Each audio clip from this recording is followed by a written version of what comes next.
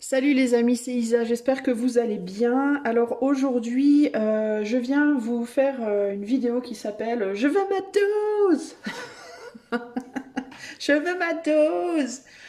Vous voulez votre dose de quoi les amis? On va aller voir comment le manque s'exprime en vous et comment reprendre le contrôle, le dessus par rapport à ce manque qui peut s'exprimer en vous de manière plus ou moins forte, on va dire. Alors attendez, hop, moi j'ai envie de mettre mon truc plutôt là. Hop, voilà, comme ça. Ouais, bon, bref. Alors, pour ce faire, je vais utiliser mon oracle que j'ai fait moi-même. Je vais utiliser l'oracle du soleil. J'ai pas la boîte et peut-être que j'utiliserai le tarot de Marseille, mais c'est pas sûr. Ça va dépendre des infos que j'ai. Si j'ai beaucoup d'infos ou pas avec les cartes précédentes. Allez, on va commencer par vous montrer trois choix, donc trois images qui illustrent l'idée du manque. Je vous invite à choisir votre image et à procéder à quoi je ne sais pas, à procéder à aller dans la description de la vidéo puis à cliquer sur votre choix. Voilà à quoi je vous invite. C'est parti les amis avec le choix numéro. Choisi le choix 1, tu veux ta dose, choix 1, tu veux ta dose de quoi? On va aller voir. Ah, de réussite, j'ai la carte de la réussite qui est tombée là. Tu veux ta dose de réussite? On va les voir. Alors, comment le manque s'exprime dans choix numéro 1, dans les gens qui ont choisi le choix 1? Comment est-ce que le manque s'exprime en vous, choix numéro 1?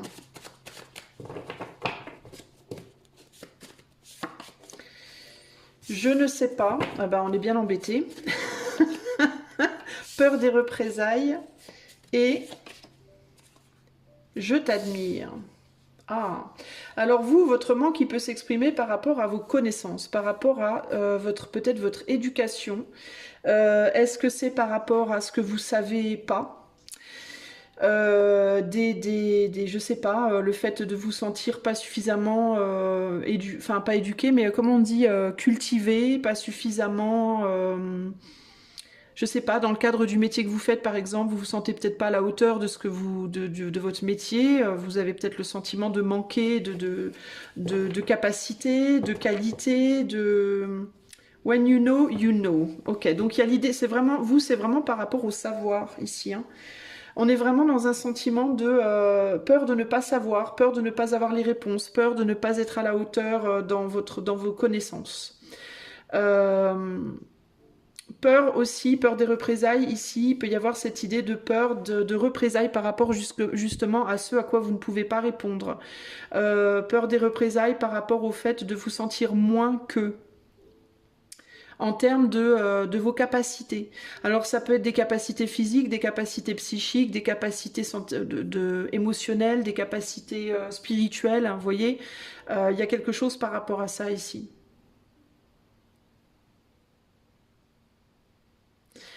Alors on va aller plus loin. Comment est-ce que le manque s'exprime chez le choix numéro 1? Vous pouvez être du coup, il peut se manifester ce manque par le fait de toujours, le fait d'admirer beaucoup les autres. Peut-être que vous êtes des gens ici, choix 1, qui avaient une tendance à avoir beaucoup d'idoles.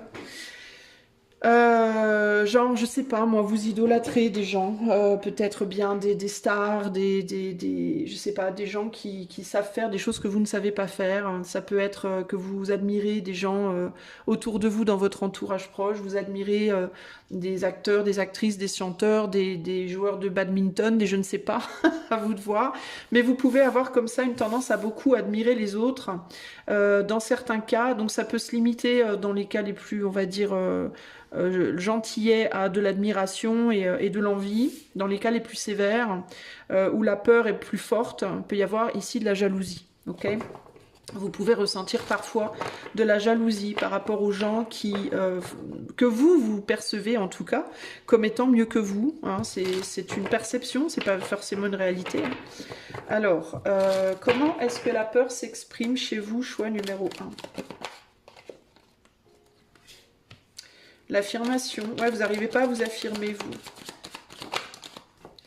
L'affirmation, l'inspiration et la concentration. Ouais. Vous vous concentrez trop, ben, elle s'exprime par le fait de ne pas oser dire ce que vous avez à dire, être ce que vous voulez être, dire tout haut ce que vous pensez, dire tout haut la personne que vous êtes, dire tout haut vos goûts, dire tout haut ce que vous savez, parce que vous pouvez avoir cette sensation que c'est jamais suffisant, que c'est jamais à la hauteur d'eux, que ça plaira pas, que ce n'est pas à la hauteur des autres gens que vous admirez et que vous voyez comme étant tellement parfaits ou parfaites, alors que vous n'êtes ben, pas à la hauteur. C'est ce que vous vous dites, hein. C'est pas moi qui le dis, c'est ce que vous dites, choix 1. Du coup, vous réprimez votre savoir en fait. Je pense que vous avez beaucoup de savoir, mais que du coup, vous le réprimez parce que vous vous dites que c'est pas suffisant. Il y a quelque chose comme ça ici. L'influence. Vous êtes probablement aussi des gens qui du coup vous laissez beaucoup influencer par les autres. Consciemment ou inconsciemment, vous pouvez vous dire que vous n'êtes pas du tout influençable, alors qu'en réalité vous l'êtes. Vous l'êtes peut-être pas par rapport aux mots. C'est-à-dire que si quelqu'un vous dit il faut pas que t'aimes le noir, il faut que t'aimes le blanc, vous allez peut-être être capable de dire ah mais non pas du tout. Par contre, si cette personne commence à vous regarder de travers parce que vous avez dit non et commence à elle aimer le blanc et puis que vous voyez que pour elle ça marche d'aimer le blanc, bah ça peut vous influencer pour commencer à aimer le blanc. Vous voyez ce que je veux dire? Donc ce ne sera pas forcément quand la personne va vous dire fais comme ci, pas comme ça, que vous allez sur ce côté-là, vous allez peut-être entre guillemets vous rebeller. Mais si cette personne, elle fait ce qu'elle vous a dit de faire et que ça marche pour elle, et que pour vous ça marche moins bien, vous allez vous laisser influencer par ça. C'est-à-dire que vous vous pensez peut-être incorruptible, mais vous l'êtes pas en réalité. Ce qui peut vous corrompre, vous, ça peut être ce sentiment que l'autre vous paraît plus puissant, l'autre vous paraît plus charismatique, l'autre vous paraît avoir plus de résultats, l'autre vous paraît voilà, plus inspirant, plus beau, plus, je sais pas, plus doué que vous, et peut-être plus capable. Alors que ce n'est pas le cas, c'est juste que l'autre n'a pas le même chemin que vous, ne fait pas les choses de la même façon que vous, mais vous avez du mal à accepter ça, et vous prenez ça comme, pas comme une différence, mais comme quelque chose que vous n'avez pas, qu'il vous manque. Voilà. Je vais rajouter 3 cartes de tarot. Alors on peut avoir du mal à s'affirmer, on peut avoir du mal à affirmer ce que l'on sait. Vous pouvez être typiquement des gens qui allaient savoir des choses, mais qui allaient bloquer au moment T. C'est-à-dire que vous avez peut-être plein de choses dans votre tête que vous réprimez, que vous gardez en vous. Vous pouvez être du style, par exemple, à...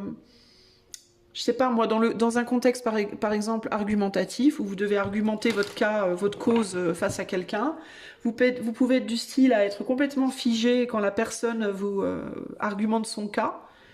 Et puis une fois qu'elle a terminé, vous savez plus trop quoi dire. Et puis une fois que l'argumentation est terminée, vous vous dites ah j'aurais dû dire ça, ça, ça, ça, ça, ça. Je le savais, bon sang. Ça c'était des bons arguments. Pourquoi je l'ai pas dit?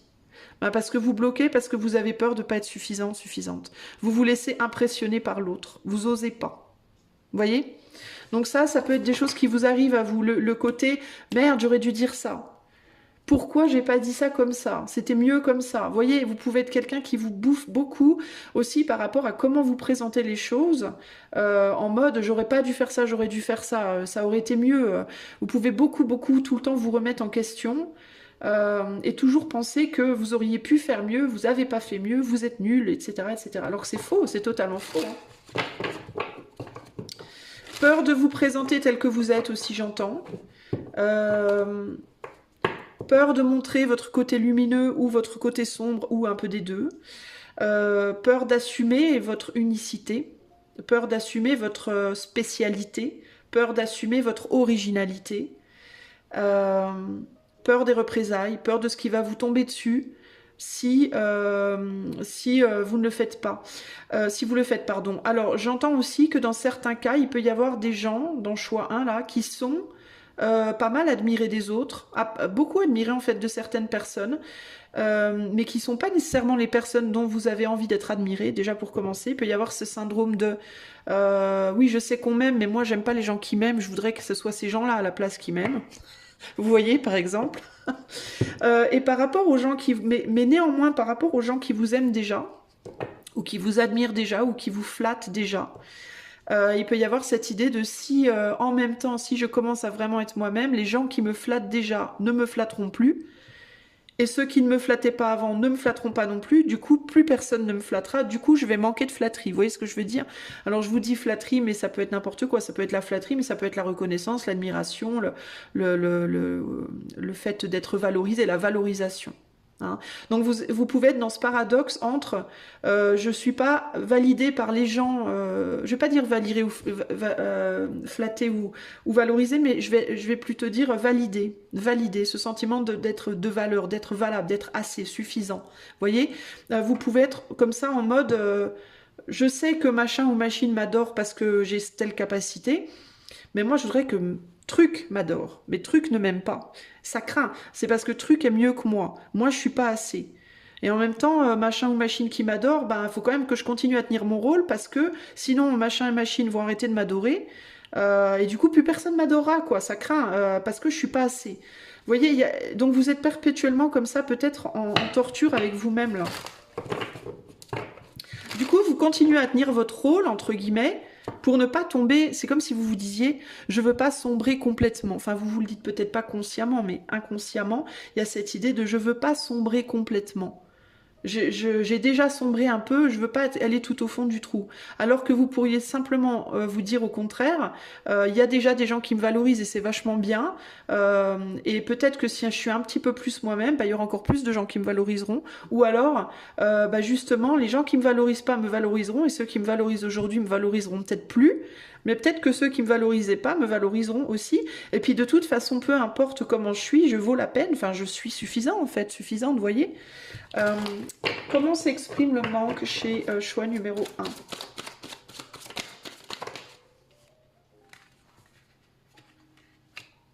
La comparaison, ouais, c'est ça. Vous vous comparez beaucoup. Vous ruminez beaucoup, vous vous comparez beaucoup, vous vous torturez beaucoup. Alors ça peut se traduire aussi par une recherche constante de plus de savoir, plus de connaissances, plus de... Peut-être que vous êtes des gens là par exemple, étudiez beaucoup, vous intéressez à plein de choses, vous cassez la tête pour en savoir toujours plus sur un sujet ou plusieurs sujets, pour prouver au monde que vous êtes valable. Vous voyez? On peut avoir des gens ici, typiquement, qui bossent tout le temps, qui bossaient sans arrêt, pour prouver au monde que vous êtes un travailleur, une travailleuse acharnée, ou alors qui allait étudier, pour prouver au monde que vous avez les connaissances solides, que vous connaissez votre truc. Alors qu'en réalité, c'est peut-être pas forcément ce que vous avez envie de faire. Enfin, ça vous donne pas forcément le bonheur que vous attendez. Euh, et surtout, ça vous donnera jamais l'approbation que vous cherchez en fait, parce qu'à partir du moment où vous êtes, en fait, on va attendre de vous ce que vous donnez. Vous voyez, c'est-à-dire que si vous êtes quelqu'un qui travaillait beaucoup, on va attendre de vous que vous travaillez plus, toujours plus en fait. Vous voyez, alors que si vous êtes dans une mesure, on va attendre de vous que vous soyez dans une mesure. On n'attendra pas de vous plus que ça. Mais vous êtes persuadé que ce que vous donnez, bah, c'est jamais assez en fait. Vous voyez, au centre du jeu, c'est vraiment l'inspiration. Donc vous avez vraiment envie qu'on vous voit sous un jour positif, agréable, inspirant. Vous avez envie d'être un rôle modèle, d'être un modèle pour les autres, d'être une inspiration pour les autres, qu'on vous trouve, qu'on vous admire, qu'on vous regarde, qu'on vous... Voyez. Et il n'y a rien de mal à ça, hein, soit dit en passant. Moi, enfin, voilà, il n'y a aucune. C'est pourquoi pas, j'ai envie de vous dire.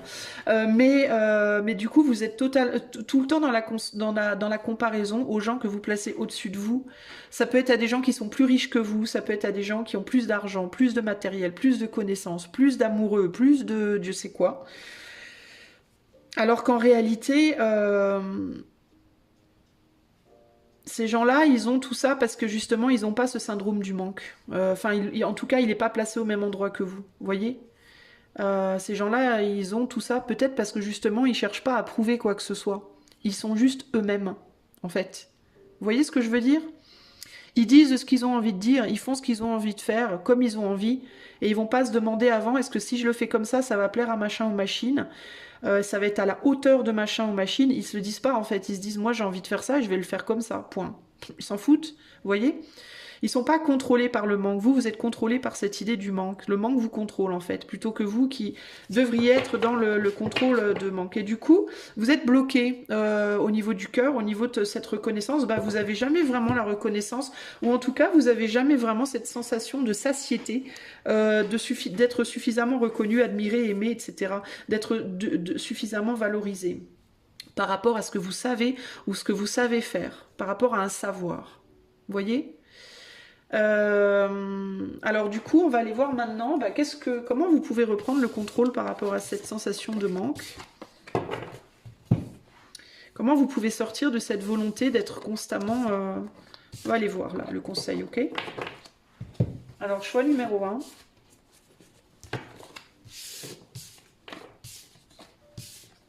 Alors avant de continuer, je vous rappelle que mon métier, c'est coach intuitive. Donc si vous avez envie de travailler cette problématique du manque avec moi, vous pouvez le faire en allant voir le lien qui est dans la description de la vidéo. Il y a mon site. Vous pourrez aller voir ce que je propose. Je vous explique dessus ce que je propose.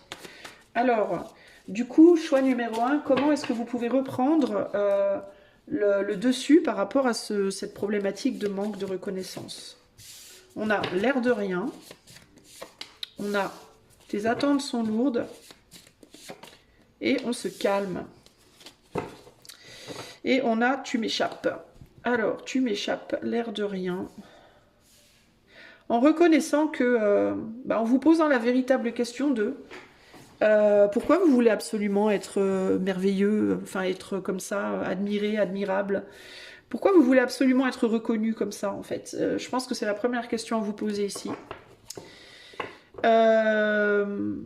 Et puis, il y a aussi l'idée de, en vous posant la question sur à quel point vous cherchez finalement à remplir les attentes des autres. Et du coup, parallèlement à ça, enfin, pas parallèlement, mais en réponse à ça, à quel point vous vous échappez à vous-même. Parce que là, quand j'entends « tu m'échappes, l'air de rien », pour moi, c'est vous qui vous échappez à vous-même. C'est-à-dire que vous n'êtes plus, vous n'incarnez plus votre propre être, vous incarnez l'être des autres. L'image que les autres attendent de vous, que vous incarniez, en fait. Vous voyez, c'est ça qui me vient ici. Donc, à quel point, en fait, vous incarnez l'idéal des autres, et du coup, en réciprocité, comment ça se dit? Putain, je trouve plus mon mot.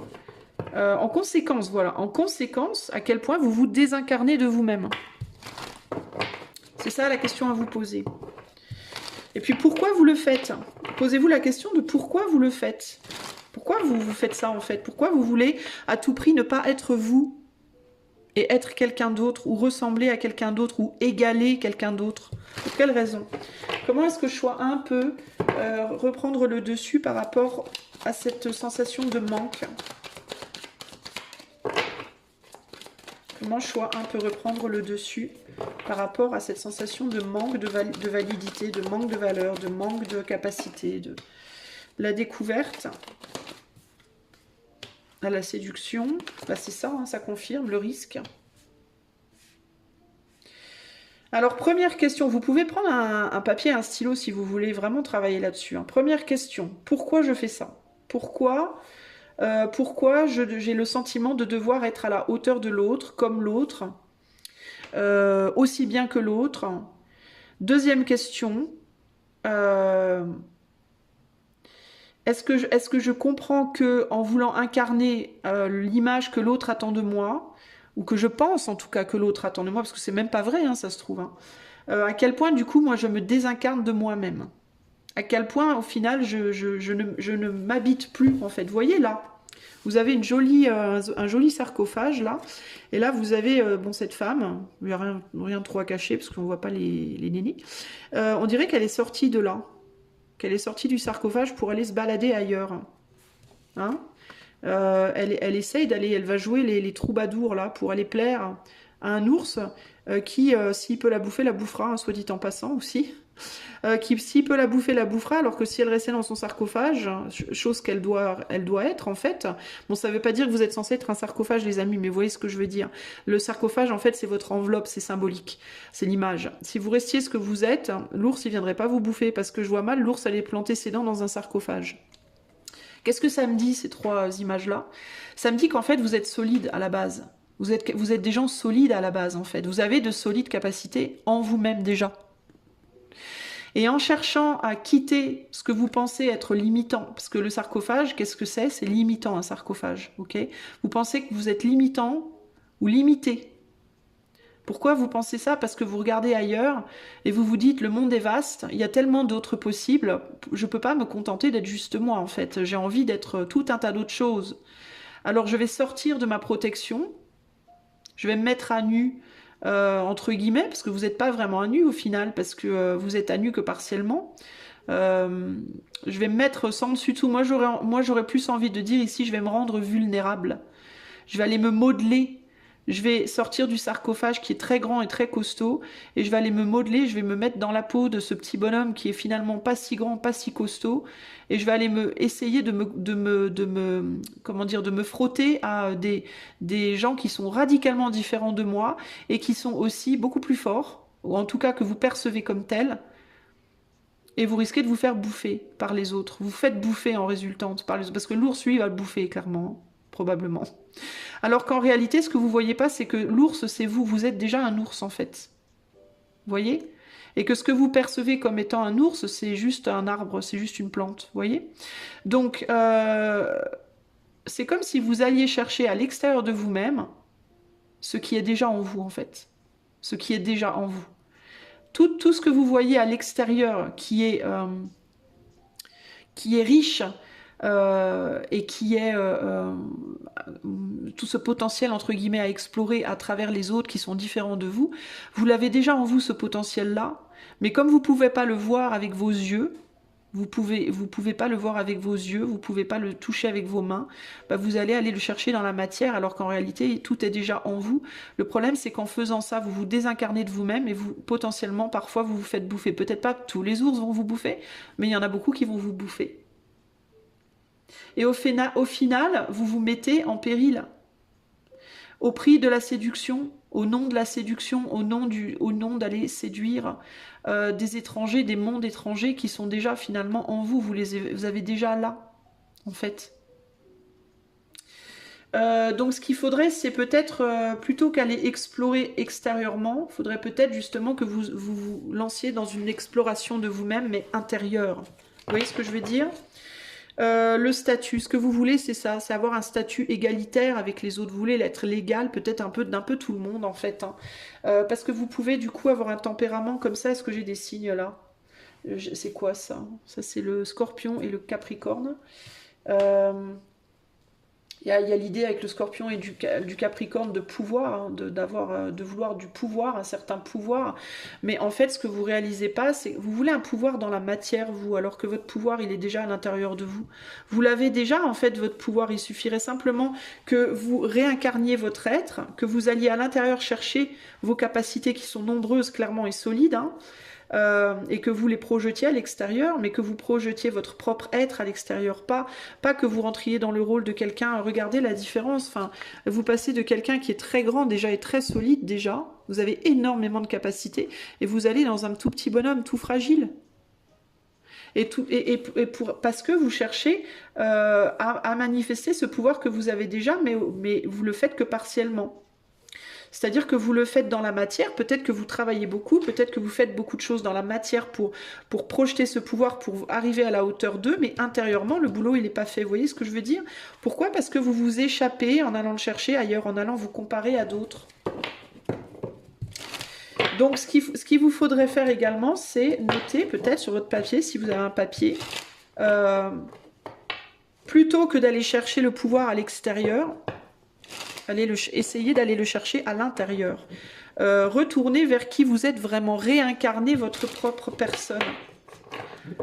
Et questionnez-vous pas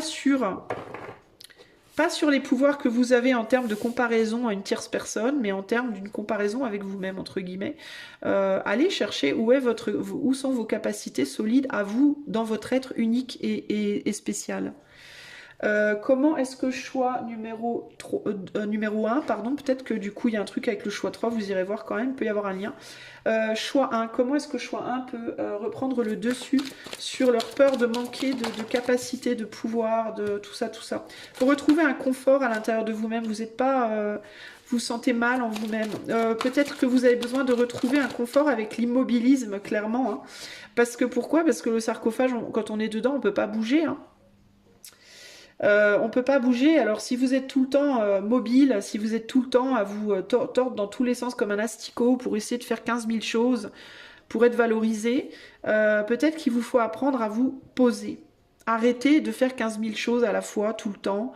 Arrêtez de vouloir tout le temps aller voir machin, aller faire ça avec truc, aller chercher des idées là, être actif, être machin. Il y a l'idée de revenir en vous, à l'intérieur de vous revalorisez-vous dans votre capacité à l'immobilisme aussi, à la stagnation finalement, à la satisfaction de ce que vous avez déjà aussi.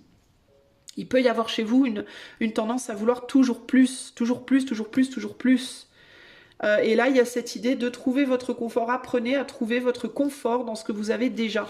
Vos peurs, du coup, liées au manque, elles peuvent se situer là-dessus. Vous pouvez avoir peur de ne jamais avoir assez, de manquer... manquer de reconnaissance, mais ça peut aussi passer pour vous par manquer d'argent, manquer de matériel, manquer de quelque chose. Par exemple, si vous faites les cartes comme moi, bah, vous pouvez avoir 50 000 tarots et oracles par peur de ne jamais en avoir assez.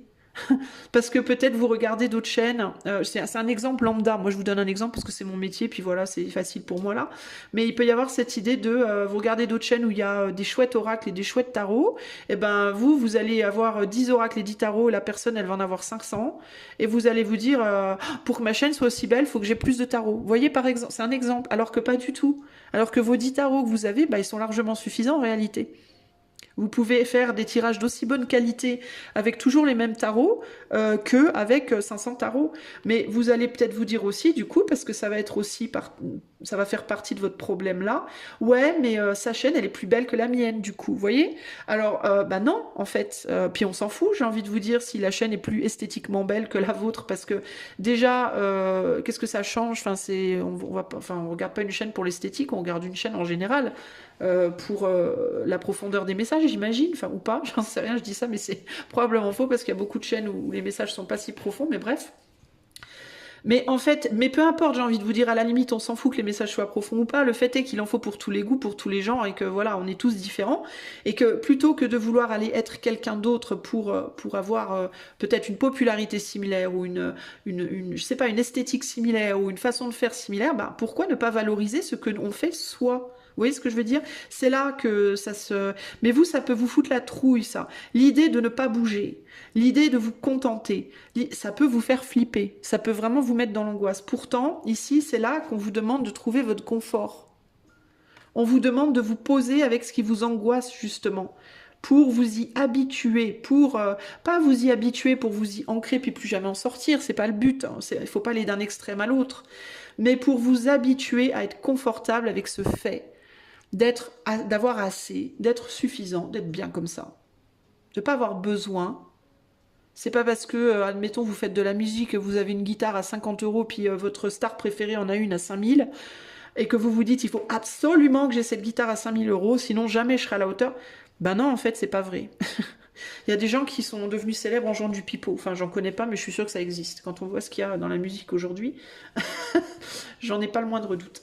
Vous voyez ce que je veux dire? C'est pas le matériel que vous avez, c'est pas le corps que vous avez, c'est pas les possessions, l'argent, le physique, le je sais pas quoi qui vous donnera le bonheur en fait. Ce qui va vous donner le bonheur, c'est votre capacité à incarner votre unicité, votre individualité, l'être unique et merveilleux que vous êtes dans votre corps avec ce que vous avez déjà aujourd'hui, dans la situation où vous êtes déjà aujourd'hui. C'est ça qui va vous rendre unique. Et à aller chercher à l'intérieur de vous les qualités que vous avez pour les mettre en valeur, mais ça ne doit pas être des qualités qui viennent de quelqu'un d'autre, qui sont inspirées par quelqu'un d'autre, qui sont, entre guillemets, exigées de quelqu'un d'autre, ou que vous vous dites qu'ils le sont. Vous voyez? Pardon si le téléphone a tremblé, là, j'ai branché parce que la batterie me dit Isa, je vais mourir. Alors, ensuite, ici, on a... ouais, ouais c'est ça, trouver le confort dans le fait de ne pas pouvoir, en fait, de ne pas pouvoir être comme l'autre. De ne pas pouvoir peut-être plaire à quelqu'un à qui vous aimeriez plaire. C'est pas grave, en fait. Cette personne-là à qui vous ne plaisez pas, vous devez pas. C'est quelqu'un qui est trop différent de vous. En fait, vous êtes un humain qui cherche à plaire à un ours. Vous voulez, admettons que c'est relationnel, sentimental. Vous êtes un humain qui voulait vous accoupler avec un ours. C'est pas possible concrètement. Et vous pourrez faire n'importe quoi. Hein. Vous serez jamais un ours. Vous voyez ce que je veux dire? Vous pouvez même vous déguiser en ours. Vous ne serez jamais un ours. C'est un fait. Si vous êtes un joueur de flûte et que vous voulez devenir un flûtiste célèbre, vous êtes un joueur de flûte, vous êtes ce joueur de flûte-là, mais le flûtiste célèbre, c'est un ours. Vous voyez, il n'est pas comme vous, il est ours. Bon, certes, il a des jambes et des bras comme vous, machin, mais il est ours. Bah, vous serez jamais lui, en fait. C'est impossible. Et même si vous vous déguisez en lui, même si vous vous habillez pareil, vous mettez la même coupe de cheveux, le même, bah vous serez jamais lui, en fait. Point. Et c'est ok, en fait, il n'y a pas de problème. Pourquoi il n'y a pas de problème? Bah parce que dans le monde, on est beaucoup. On est beaucoup et on est tous différents, et c'est ça qui fait que le monde est beau. Si on était tous pareils, si on était tous calqués sur le modèle de Pierre, Paul, Jacques, Gertrude, Alphonse et Zoé, si on était tous calqués sur ça, si on était des millions de Zoé, des millions d'Alphonse, des millions de Gertrude, mais on se ferait chier, enfin pardonnez-moi, mais le monde serait bien barbant, concrètement. Donc plutôt que de vouloir à tout prix calquer quelqu'un ou quelque chose, parce que vous vous dites pour être puissant, pour être séducteur ou séductrice, pour être attirant, attirante, valorisé, valorisant, il faut être comme machin, il faut être comme Pierre-Paul Jacques qui a ce statut que je n'ai pas. Ben non, en fait, pas du tout. Pas du tout. Pour être comme ça, il faut que vous incarniez ça. C'est-à-dire vos propres limitations. Que vous les incarniez, que vous les acceptiez, que vous les incarniez et que vous trouviez juste votre bien-être dedans. Si vous arrivez à faire ça, vous serez automatiquement comme ça. Peut-être pas pour le Pierre-Paul ou Jacques que vous admirez, mais pour plein d'autres gens. D'accord? Et il n'y aura aucun problème, ça vous ira très bien. Vous serez tout à fait confortable. Vous passerez du 9 au 10 de coupe. Hein. Ce 10 de coupe duquel vous vous dites présentement, je ne peux pas y aller. Si, vous irez. Mais vous irez que quand vous serez capable d'incarner vos propres limitations. Je vais vous donner un exemple. Vous êtes...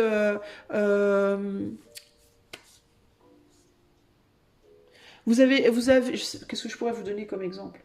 Vous avez les yeux qui louchent. Vous louchez. Vous avez un œil, vous avez du strabisme. Voilà, vous avez un strabisme à l'œil. Ok? Vous avez un strabisme à un œil. Et vous vous dites, pour être aimé et accepté dans ce monde, il faut absolument que j'aille faire de la chirurgie pour me mettre un œil de verre, au moins pour que mon œil soit plus en strabisme. Ben non, pas forcément. Parce que ce strabisme, c'est vous, en fait. Bon, alors, je sais peut-être pas un bon exemple, mais concrètement, ce qu'on vous dit, c'est... Alors, peut-être vous vous dites, mais moi, j'ai pas d'argent, donc jamais je pourrais aller faire cette chirurgie, parce qu'elle coûte trop cher, je ne peux pas. Je ne peux pas faire cette chirurgie. Donc, je ne serai jamais heureux, je n'aurai jamais ça. Si, vous l'aurez. Vous l'aurez quand vous apprendrez que ce strabisme, qui est donc votre limitation, ok, ben, ça fait votre charme, en fait. Ça fait partie de votre charme. Ça fait partie de votre unicité. Ça fait partie de ce qui vous rend unique. Et qu'il y a des gens, croyez-le ou non, qui trouveront ça joli. Il y a des gens qui aiment les dents tordues. Il y a des gens qui aiment les dents cassées. Il y a des gens qui aiment les gens qui ont des balafres. Il y a des gens qui aiment... moi, quand j'étais petite, j'étais fan d'Albator et je le trouvais trop beau avec sa grosse cicatrice sur la joue. Vous voyez? Il y a des gens qui aiment les gens qui ont un strabisme. Ça peut vous paraître étrange, mais je suis absolument sûre que ça existe. Qu'il y en a. Vous voyez? Et puis il y a des gens qui ni n'aiment pas, mais qui juste vont s'en foutre en fait, qui vont même pas regarder ça chez vous. Vous voyez? Par contre, ce qu'on va voir chez vous, c'est le mal-être que le rejet de votre strabisme va provoquer chez vous. C'est cette énergie, cette vibe un peu trop lourde que ce rejet de votre propre être va provoquer. Vous voyez ce que je veux dire? Cette volonté d'être quelqu'un d'autre à tout prix, ça, les gens, ils vont peut-être pas trop kiffer. Donc, c'est beaucoup plus avantageux pour vous d'accepter qui vous êtes dans votre originalité, votre entièreté, votre unicité, même avec vos défauts, mais d'accepter qui vous êtes et de trouver un bien-être, une paix intérieure, un bonheur par rapport à ça. Alors, un bonheur, c'est peut-être un grand mot, mais au moins la paix. Au moins la paix, la tranquillité intérieure et le fait de ne pas vouloir finalement plus, ok ? De vous dire que c'est déjà très bien qui vous êtes, hein, finalement. Parce que ce que vous allez vibrer, du coup, ça va être la paix. Et les gens aiment les gens qui vibrent la paix. Les gens aiment les gens qui sont en accord avec eux-mêmes, en paix avec eux-mêmes, en contrôle d'eux-mêmes, en puissance en eux-mêmes. Par contre, ils aiment peut-être moins les gens qui veulent se la jouer différemment pour plaire. Vous voyez ce que je veux dire? C'est moins attirant de manière générale. Et c'est pas une question d'esthétique ou quoi, hein, c'est une question de vibe, de ce que vous vibrez quand vous faites ça. Ok ? Donc voilà les amis du choix, hein, j'ai essayé de vous donner quelques clés par rapport à ça, j'espère que ça vous aidera. Si vous voulez en savoir plus, vous pouvez me consulter, hein, je vous l'ai expliqué tout à l'heure. En attendant la prochaine, je vous fais des gros bisous et je vous dis à bientôt. Ciao, ciao. Choix numéro 2, toi qui veux ta dose, que je ne te donnerai pas. À moins que ce soit ta dose de tirage ISAL sur l'eau du puits. Dans ce cas, tu vas l'avoir. Alors, choix 2, tu veux ta dose, mais ta dose de quoi? Qu'est-ce qui te manque? Comment le manque s'exprime en toi? Choix numéro 2. Comment le manque s'exprime pour toi ou en toi? Choix 2. Qu'est-ce qui te manque et comment ça s'exprime? Choix numéro 2. Allez, c'est parti. L'investissement. Je saurais te plaire et je ne t'oublierai jamais.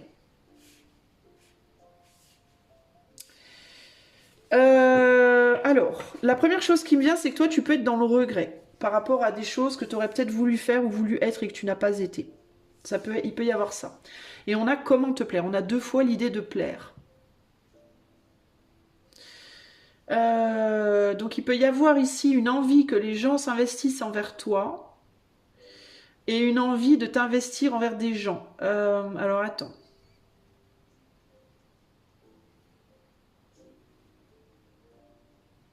Toi, c'est par rapport à ce que tu donnes à l'autre, j'ai l'impression.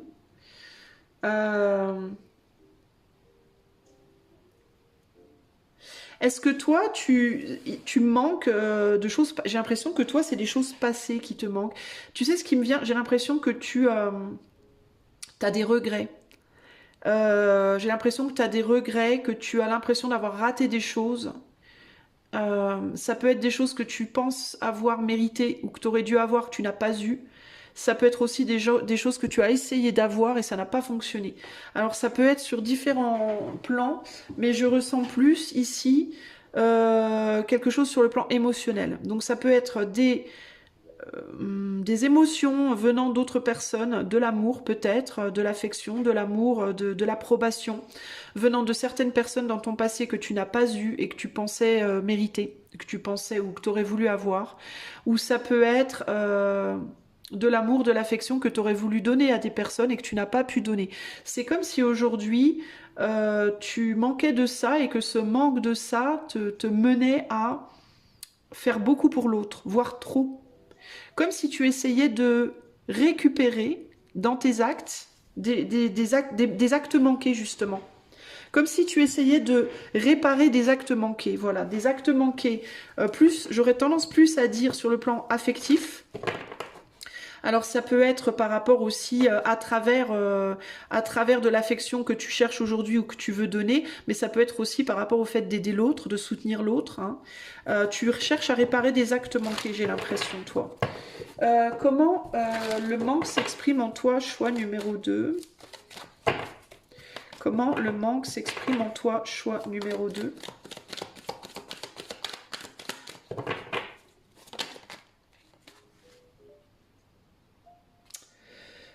Bon, je suis obligée de recommencer parce que j'hésite. Je ne veux pas prendre les deux. Comment est-ce que le manque s'exprime en toi? Non, je ne veux pas prendre les deux.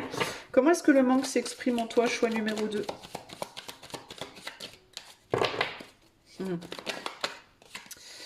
Alors, l'impulsivité. Ouais, tu veux retourner en arrière sur des trucs. La dévotion. et l'excitation inversée. Ouais, un manque de... Ouais, ouais, t'arrives pas... Toi, il y a des choses du passé que t'arrives pas à laisser derrière toi. Il y a des choses du passé que t'arrives pas à laisser derrière toi. Et ça peut être des actes manqués, je te dis, hein, ça peut être par rapport à des gens... euh, Alors, est-ce que tu peux avoir choix d'eux, toi, une problématique par rapport à au moins une personne dans ta vie que tu as laissé tomber à un moment donné? Une, voire plusieurs. T'as pu, à un certain moment de ta vie, laisser tomber des gens. Laisser tomber des gens qui ne se sont pas investis avec toi. Euh, donc tu les as probablement laissés tomber pour des bonnes raisons, hein. Il y avait probablement un investissement qui n'était pas à la hauteur de ton attention, mais on dirait que tu t'en veux d'avoir laissé tomber ces gens intérieurement et que tu as le sentiment de devoir rendre quelque chose que tu n'as pas donné. Sinon, ça peut être aussi des gens envers qui toi, dans le passé, tu t'es désinvesti injustement, de manière impulsive, et tu n'arrives pas à te pardonner ça. Donc en fait, il y a quelque chose par rapport à un investissement qui n'est pas long terme, qui n'est pas solide, qui n'est pas honoré jusqu'au bout, entre guillemets. Et pour moi, tu t'auto-flagelles par rapport à ça. Alors ça, véritablement, ça peut être un mélange des deux, d'accord? Ça peut être un mélange de gens que toi, t'as laissé tomber, ou que tu te dis en tout cas, hein, que t'as laissé tomber, parce que entre ce que tu te dis et ce qui est vrai, il y a aussi une marge, hein. Donc évidemment, il faut prendre ça avec des pincettes. Mais j'ai l'impression que tu t'auto-flagelles, toi, d'avoir lâché à un moment donné des gens, ou pour les gens qui t'ont lâché, tu te dis que c'est ta faute. Donc le manque pour toi, il s'inscrit là-dedans. Le manque, du coup, c'est le manque d'investissement. Tu peux être quelqu'un qui a une nature à avoir du mal à t'investir pour les autres sur le long terme. Tu peux être dans un investissement très fort pour quelqu'un, mais finalement pas long terme. Tu vois? De la même manière que les autres ont pu être investis avec toi très fort, mais pas long terme.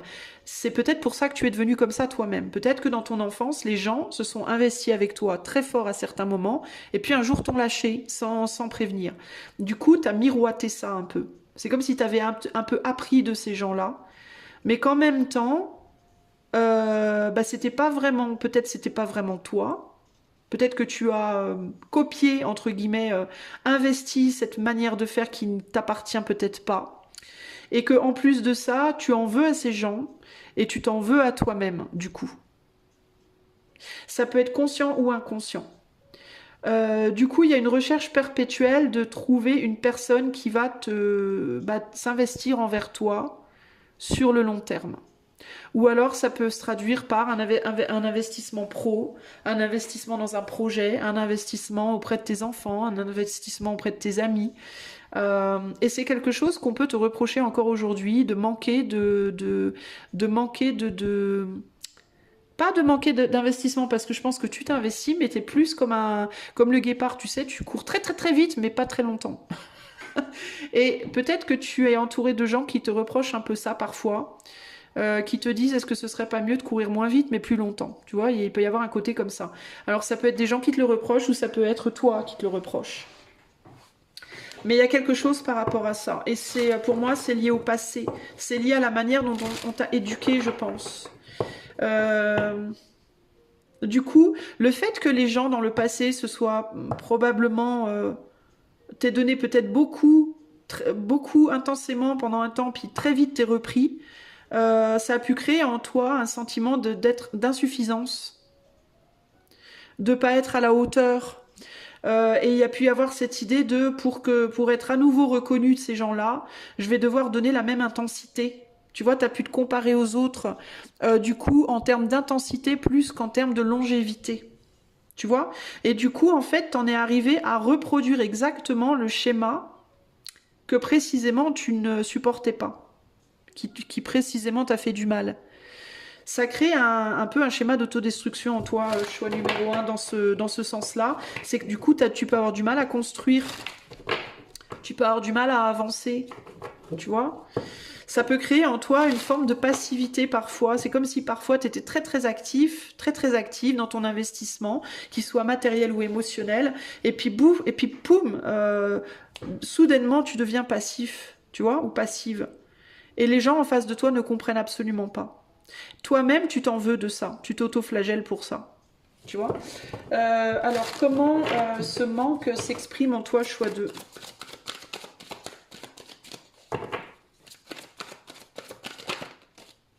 Ouais, regarde.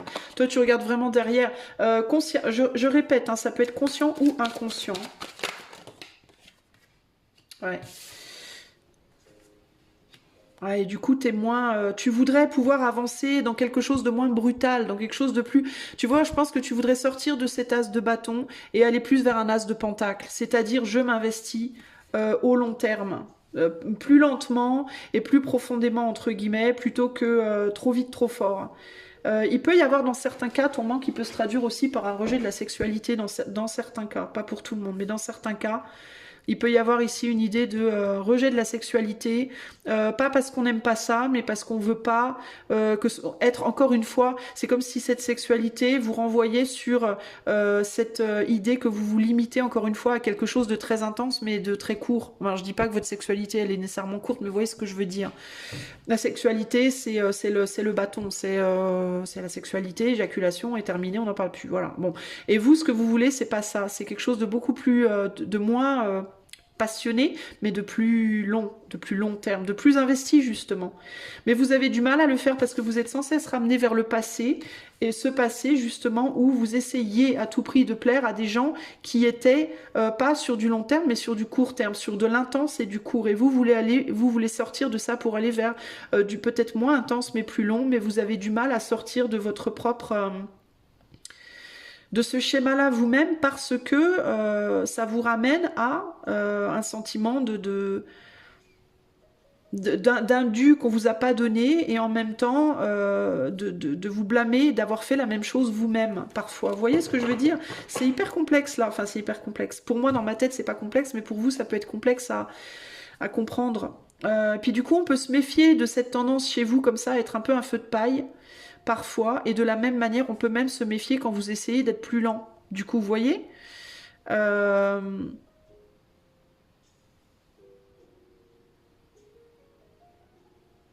Il est possible du coup aussi que dans votre vie présentement, choix 2, qu'il y ait des situations, que vous rencontriez des situations qui cherchent à vous ramener dans cette intensité, alors que vous ne voulez pas y aller. Ça peut être relationnel, ça peut être dans des problématiques de vie, vous voulez aller très lentement sur des choses où on vous dit non, non, faut aller très vite, par exemple, vous voyez. Euh,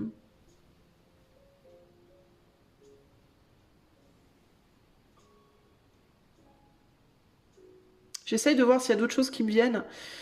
Mais du coup, votre manque, il s'exprime comment? Ben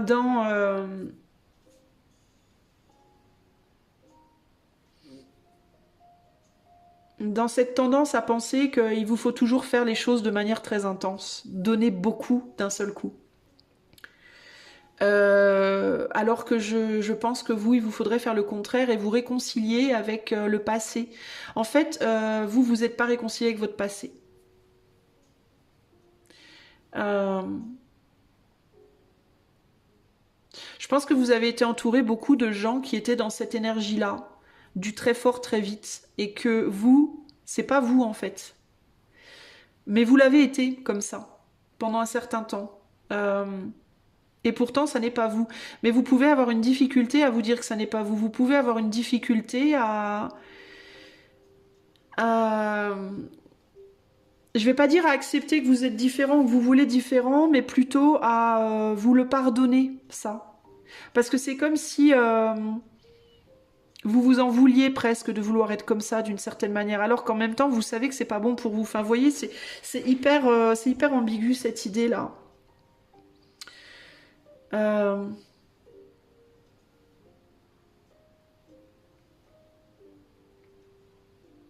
Vous pouvez du coup aussi avoir tendance à retourner dans vos vieux schémas pour plaire à des situations, pour coller à des situations ou plaire à des gens. Vous pouvez avoir tendance à retourner dans ces vieux schémas d'être tenté de faire les choses vite et fort en termes d'investissement, en termes de l'investissement que vous donnez, pas parce que vous voulez le faire, mais parce que vous vous dites que si vous ne le faites pas, vous serez à nouveau rejeté.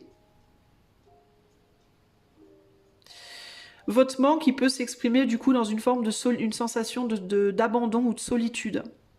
Vous pouvez avoir la sensation que si vous vous investissez pas pour les gens très fort, très vite, ils vont vous abandonner. En même temps, vous savez que si vous vous investissez pour les gens très fort, très vite, ils vont pas vous abandonner, mais vous, au bout d'un moment, vous allez les abandonner parce que vous êtes en effet miroir précisément avec ces gens-là. C'est complexe, un peu, hein. Alors, on va aller voir ce que vous pouvez faire pour sortir de ça. Par contre, ce que je vais vous dire, c'est qu'on est sur des sujets là qui sont assez profonds, qui peuvent être travaillés véritablement en coaching intuitif. En privé. Donc moi, dans la description de ma vidéo, il y a le lien de mon site. Si ça vous intéresse de faire un coaching, une séance de coaching par rapport à ce sujet-là du manque, cette problématique-là, comment elle s'exprime pour vous précisément, parce que là, on est toujours sur du public, sur du collectif, donc c'est difficile d'aller vraiment en profondeur pour vous, mais comment ça s'exprime pour vous, comment on peut travailler là-dessus, en sachant que je propose également des coachings intuitifs avec le tarot, un tarot préalable, voire quelques cartes pendant le coaching, qui va du coup plus profond, plus en profondeur dans les problématiques qu'un coaching de base, sans les cartes. Donc vous avez des formules différentes que vous pouvez essayer. Enfin, il n'y en a que deux, hein, une avec ou sans, véritablement. Mais ça vous permettra, si vous le souhaitez, si vous en avez envie, de pouvoir travailler ça un peu plus intensément, entre guillemets. Alors, on va aller voir maintenant, choix 2, comment reprendre le dessus par rapport à ce manque. Comment reprendre le dessus par rapport à cette idée de manque? Alors, cette tendance à vouloir aller très vite, très fort, elle peut se manifester dans vos relations, c'est-à-dire que vous allez très très vite vous impliquer pour les gens très fort. Vous allez, par exemple, vous investir, vous rencontrer une nouvelle personne, vous allez très vite, très fort vouloir faire plein de choses pour elle, très vite, très fort vouloir gâter les autres, très vite, très fort vouloir tout ce qui est sexualité, affection, etc. Très vite, très fort, mais ça peut s'appliquer dans des dépenses compulsives, une manière de se nourrir compulsive, vous mangez beaucoup pendant 3 jours, puis après pendant 3 jours vous mangez plus rien.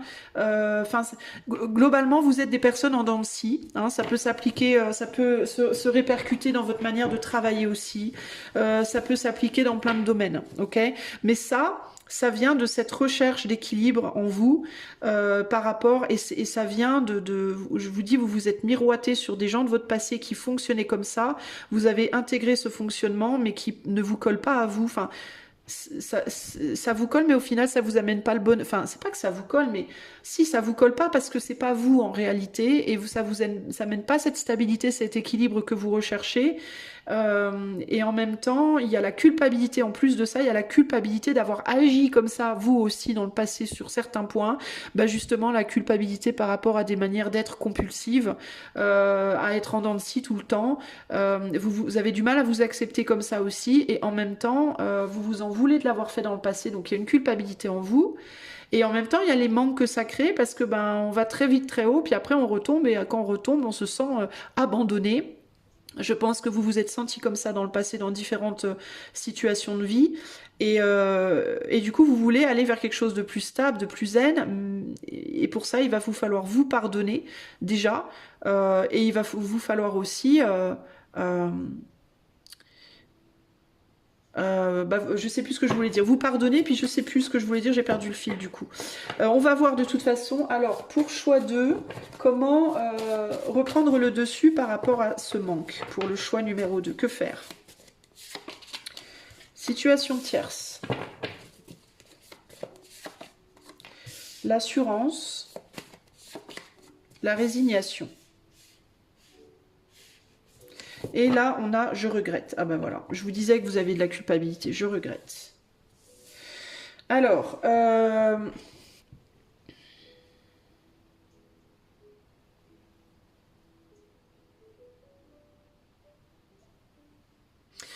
Il me vient ici deux choses. La première chose, c'est comprendre que votre énergie unique, votre énergie à vous n'est pas l'unique responsable de la situation. Euh, cette situation tierce, pour moi, c'est justement vos regrets. Ça peut être les regrets que d'autres personnes qui ont agi comme ça avec vous dans le passé peuvent avoir envers vous, qui peuvent vous culpabiliser aussi. Le fait de voir que certaines personnes regrettent peut vous mettre mal. Et du coup, vous culpabilisez encore plus. Et votre propre culpabilité. Pour moi, l'idée de culpabilité ici est très forte dans votre jeu choix 2. Et cette culpabilité, pour moi, c'est la situation tierce. C'est l'énergie tierce qui vient vous empêcher, en fait, d'avoir suffisamment de vous rassurer sur le fait que les choses sur lesquelles les autres se sont résignés par rapport à vous, sur lesquelles vous vous êtes résigné par rapport aux autres ou aux tierces situations, euh, bah c'est ok en fait, il n'y a pas de problème. Vous voyez, si les gens ont arrêté à un moment donné de vous donner, bah c'est ok, pourquoi pas, enfin chacun choisit ce qu'il a envie de faire. Et de votre côté, si à un moment donné vous avez voulu arrêter de donner, bah il n'y a pas de problème aussi, c'est ok en fait. Donc la première chose à faire pour vous, ça va être de vous dire, mais en fait j'ai rien fait de mal. J'ai absolument rien fait de mal. J'ai fait au moment T ce que je pensais devoir être fait, point. C'est tout en fait, hein. Je pense que ça va commencer par là pour vous sortir de cette énergie de culpabilité qui vous empêche en fait de sortir du regret, je pense, finalement. On va aller voir, on va rajouter des cartes. Comment est-ce que choix 2 peut reprendre le dessus par rapport à cette situation de manque? Comment est-ce que choix 2 peut reprendre le dessus par rapport à cette situation de manque? Ouais, on a la rébellion ici. Vous pouvez aussi ne pas accepter, ne pas avoir accepté les excuses ou les regrets de personnes qui vous les présentent. Ce serait bien de pardonner aux autres. Vous pardonnez à vous-même, pardonnez aux autres. Comment est-ce que choix 2 peut sortir de ça? La rébellion, le risque et l'idéalisme. Alors.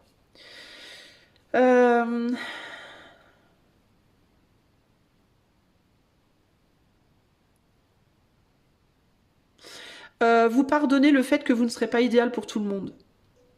Acceptez que vous ne serez pas idéal pour tout le monde. Et acceptez aussi que pour certaines personnes, vous le serez. Acceptez que si vous n'êtes pas idéal pour les uns, vous serez idéal pour les autres et c'est très bien comme ça. Que vous ne pouvez pas plaire au monde entier. Que le passé est le passé. Que vous devez pardonner aux personnes qui vous ont à un moment donné laissé tomber brutalement. Les personnes ou les situations de vie.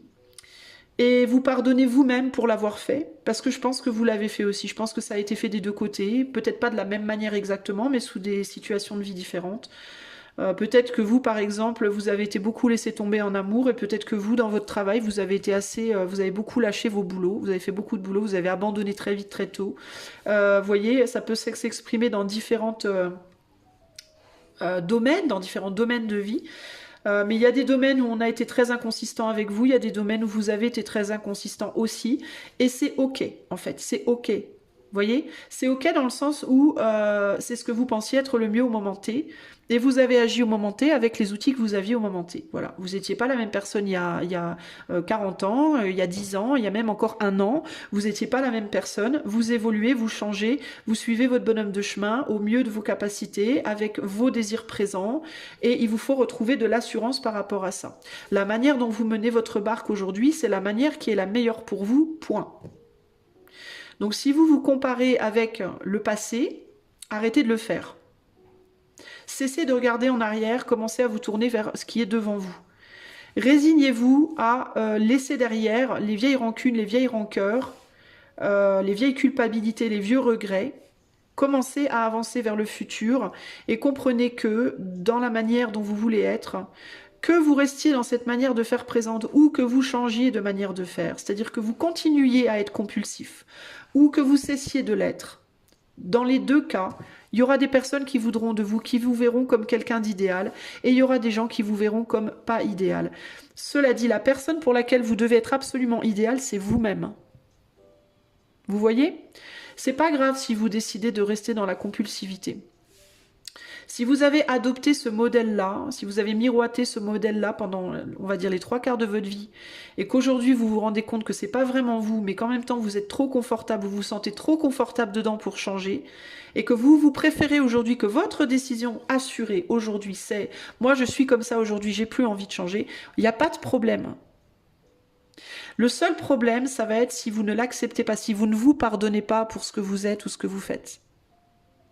Si au contraire vous avez vécu les 3/4 de votre vie comme ça, mais qu'aujourd'hui ce que vous voulez c'est du long terme et de la solidité, de la stabilité, alors pardonnez-vous aussi le fait de vouloir changer après les 3/4 de votre vie. Vous allez peut-être choquer beaucoup de gens, mais c'est pas grave en fait. La seule personne, vous, qu'il vous faut ne pas choquer aujourd'hui, avec laquelle il faut que vous soyez absolument aligné, c'est vous-même. C'est vraiment vous-même. Il ne faut pas que ce soit que vos décisions présentes soient par rapport à des regrets. Il ne faut pas non plus que ce soit une résignation par rapport à ce qu'on attend de vous. Il faut que ça soit uniquement vous. Il ne faut pas que ce soit « Oh ouais, mais il faut que je sois comme ça parce que dans le passé j'ai fait ça. » Non. Ou alors « Ouais, mais il faut que je sois comme ça parce que c'est ce qu'on attend de moi dans le futur. » Non. Il faut que je sois comme ça parce que c'est ce que moi je veux être comme ça aujourd'hui. Voilà. Le futur, je lui dis au revoir. Le passé, je lui dis au revoir, merci et au revoir. Le futur, je lui ouvre les bras. Et le présent, je suis exactement comme moi. J'ai envie d'être pour moi, par moi-même, dans le moment présent. Le futur, j'accepte ce que le futur va m'amener par rapport à ça. Je ne cherche pas à essayer de comprendre ce que ça va m'amener. Est-ce que ça va être bien, est-ce que ça va être mal? Est-ce que si je décide de rester comme avant, ça craint? Est-ce que si je décide de changer, ça craint? Est-ce que du coup je vais me prendre un mauvais karma ou quoi? Non, on sort de ça. On sort de ça. Dans les deux cas, vous aurez des bons karmas et des mauvais karmas. Peu importe ce que vous décidez de faire, il y aura du positif, il y aura du négatif dans le futur, c'est sûr et certain. Pourquoi? Parce que la vie n'est pas un long fleuve tranquille, les amis. Tout simplement. Donc, résignez-vous à accepter les bons et les mauvais côtés de ce que le futur vous apporte. Peu importe ce que vous choisissez de faire, le plus important, c'est l'assurance présente. Ok ? Il y a des choses qui viendront à vous dans le futur. Quoi que vous fassiez, il y aura naissance de nouveautés pour vous dans le futur. Peu importe comment vous décidez de vous projeter. Ok ? Mais il y a vraiment un gros besoin de se pardonner ici. Et cette sortie du manque, elle va venir de là. Elle va venir de cette idée de « mais en fait, je ne manque de rien. En fait, je ne manque de rien. » Excusez-moi les amis. Petit rototo, excusez-moi. Je ne manque de rien. J'ai dans le moment présent tout ce que j'ai. Tout ce dont j'ai besoin pour décider de ce que je veux faire plus tard. Voilà. C'est ça qu'il faut vous dire, véritablement. Les regrets, les remords, les blâmes, ça, il faut que ça se barre, ça. Il faut virer tout ça, là. Hein. Ça, c'est la situation tierce dans votre tête. D'accord? Alors, il y a peut-être aussi eu des situations tierces qui vous ont mis dans cette situation-là, ok? Dans cette projection-là de votre propre être. C'est-à-dire des situations de compétition. Compétition amicale, compétition familiale, compétition amoureuse, compétition pro, compétition... Vous avez peut-être beaucoup été dans des situations de compétition qui vous ont... avec des gens qui étaient dans une projection d'eux-mêmes très fort, très vite, alors que peut-être vous n'étiez pas comme ça vous-même. Ou l'inverse, hein? Ou l'inverse, hein. Ça a pu être avec des gens qui étaient très stables, long terme, alors que votre nature à vous, c'est très fort, très vite, ou très fort, très vite, alors que votre nature à vous, c'est très stable, long terme. Vous voyez ce que je veux dire? Peu importe, en fait. En fait, vous étiez dans une compétition de nature avec les autres. Vous étiez en compétition dans votre vie avec des gens qui n'avaient pas la même nature que vous. Et pour être accepté, pour être toléré, pour être intégré, pour essayer justement de rentrer en compétition, de compétiter, ça se dit je crois, avec ces gens-là, vous avez modelé leur nature, vous avez miroité, vous vous êtes adapté.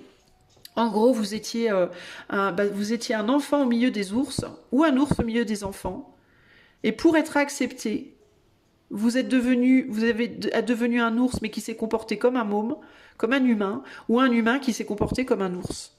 Pour éviter d'être bouffé, pour éviter d'être dévoré. Il y a pu avoir chez vous, en vous, des situations un peu ce qu'on appelle des situations de survie. Dans votre enfance, dans vos amitiés, dans vos expériences de vie précédentes, vous avez pu être en mode survie. Et pour survivre, vous vous êtes adapté à votre environnement tel des caméléons. Et aujourd'hui, vous êtes en mode, non mais moi, ça me saoule parce que je me rends compte que c'est peut-être pas moi en fait. Alors ou bien il y a des choses qui viennent vous challenger aujourd'hui, qui viennent réveiller cette compréhension en vous et vous challenger sur qui veux-tu être. Alors tu as le choix en fait, choix 2. Tu peux, si tu es un ours qui t'est habitué aux humains, tu as le droit de rester avec les humains. Personne va te blâmer. Ok? Si tu es un humain qui a voulu être un ours, tu as le droit de rester avec les ours, on va pas non plus te blâmer. Sinon, tu peux redevenir un humain ou redevenir un ours, on va pas non plus te blâmer. Par contre, arrête-toi de te blâmer en fait pour tes choix. Tu vois ce que je veux dire? Et ne le fais pas pour avoir quelque chose de spécifique. Parce que si tu le fais pour avoir une forme d'idéal que tu as en tête, tu risques de te... Cet idéal, en fait, il faut que tu te questionnes, cet idéal, il a trait à quoi? Vraiment un rêve que tu as? Est-ce que c'est vraiment un rêve que tu as ou est-ce que c'est encore quelque chose qui est lié à une compétition? C'est peut-être ça aussi qu'il faut sur quoi il faut réfléchir. Et sur quoi est basé ton choix, tu vois? Ton choix de rester un ours ou un humain ou ton choix de changer, il est basé sur quoi? Qu'est-ce qui motive cette décision? Par contre, ta décision, elle doit être prise vraiment sans l'influence ni du futur ni du passé, ni des gens autour de toi, de ton futur ou de ton passé, mais uniquement en toi, en fait. Hein. Choix 2. Hein. Alors, comment sortir du manque, là, choix 2? Qu'est-ce qu'il faut faire pour reprendre le dessus? On va voir si les tarots en disent un petit peu plus, encore qu'on a déjà pas mal de... Ouais, faut faire la paix. Hein. Faut vraiment faire la paix avec ton passé, toi aussi. Hein. Faut pardonner. Hein. Les gens qui t'ont lâché ou les gens que tu as lâchés, mais pardonne-les et pardonne-toi en fait. Hein. Remets les choses à leur place. Je pense qu'il y a un gros besoin pour toi de remettre les choses en place. Les gens ont agi envers toi comme ils devaient, comme ils pensaient que c'était le mieux au moment T, avec les outils qu'ils avaient, point. Il n'y a pas lieu d'en vouloir à qui que ce soit. De la même manière, pour toi, tu as agi avec les gens au moment T, avec les outils que tu avais, de la meilleure façon que tu pouvais, point. Laisse tout ça derrière, les regrets, les remords, laisse tout ça derrière. Vraiment, il n'y a rien qui est perdu ici. Hein. Tout ce que tu as fait ou tout ce que tu n'as pas fait t'a enrichi beaucoup. Et tout ce que les autres n'ont pas fait ou fait envers toi, les ont enrichis aussi beaucoup. Ça t'a aussi enrichi et tu les as aussi enrichis. Donc rien n'est perdu en fait dans la situation, les amis. Hein. Vraiment. Hein. Déculpabilisez-vous de ouf hein, par rapport à tout ça. Hein. Votre force, c'est dans le moment présent qu'elle doit se situer véritablement. Hein. Et le futur, ben, on va vous proposer des choses. On va vous proposer des choses. Ok, choix de moi. Je vous fais une petite prédiction que j'aime pas faire, mais je vous la fais quand même parce que clairement je la vois.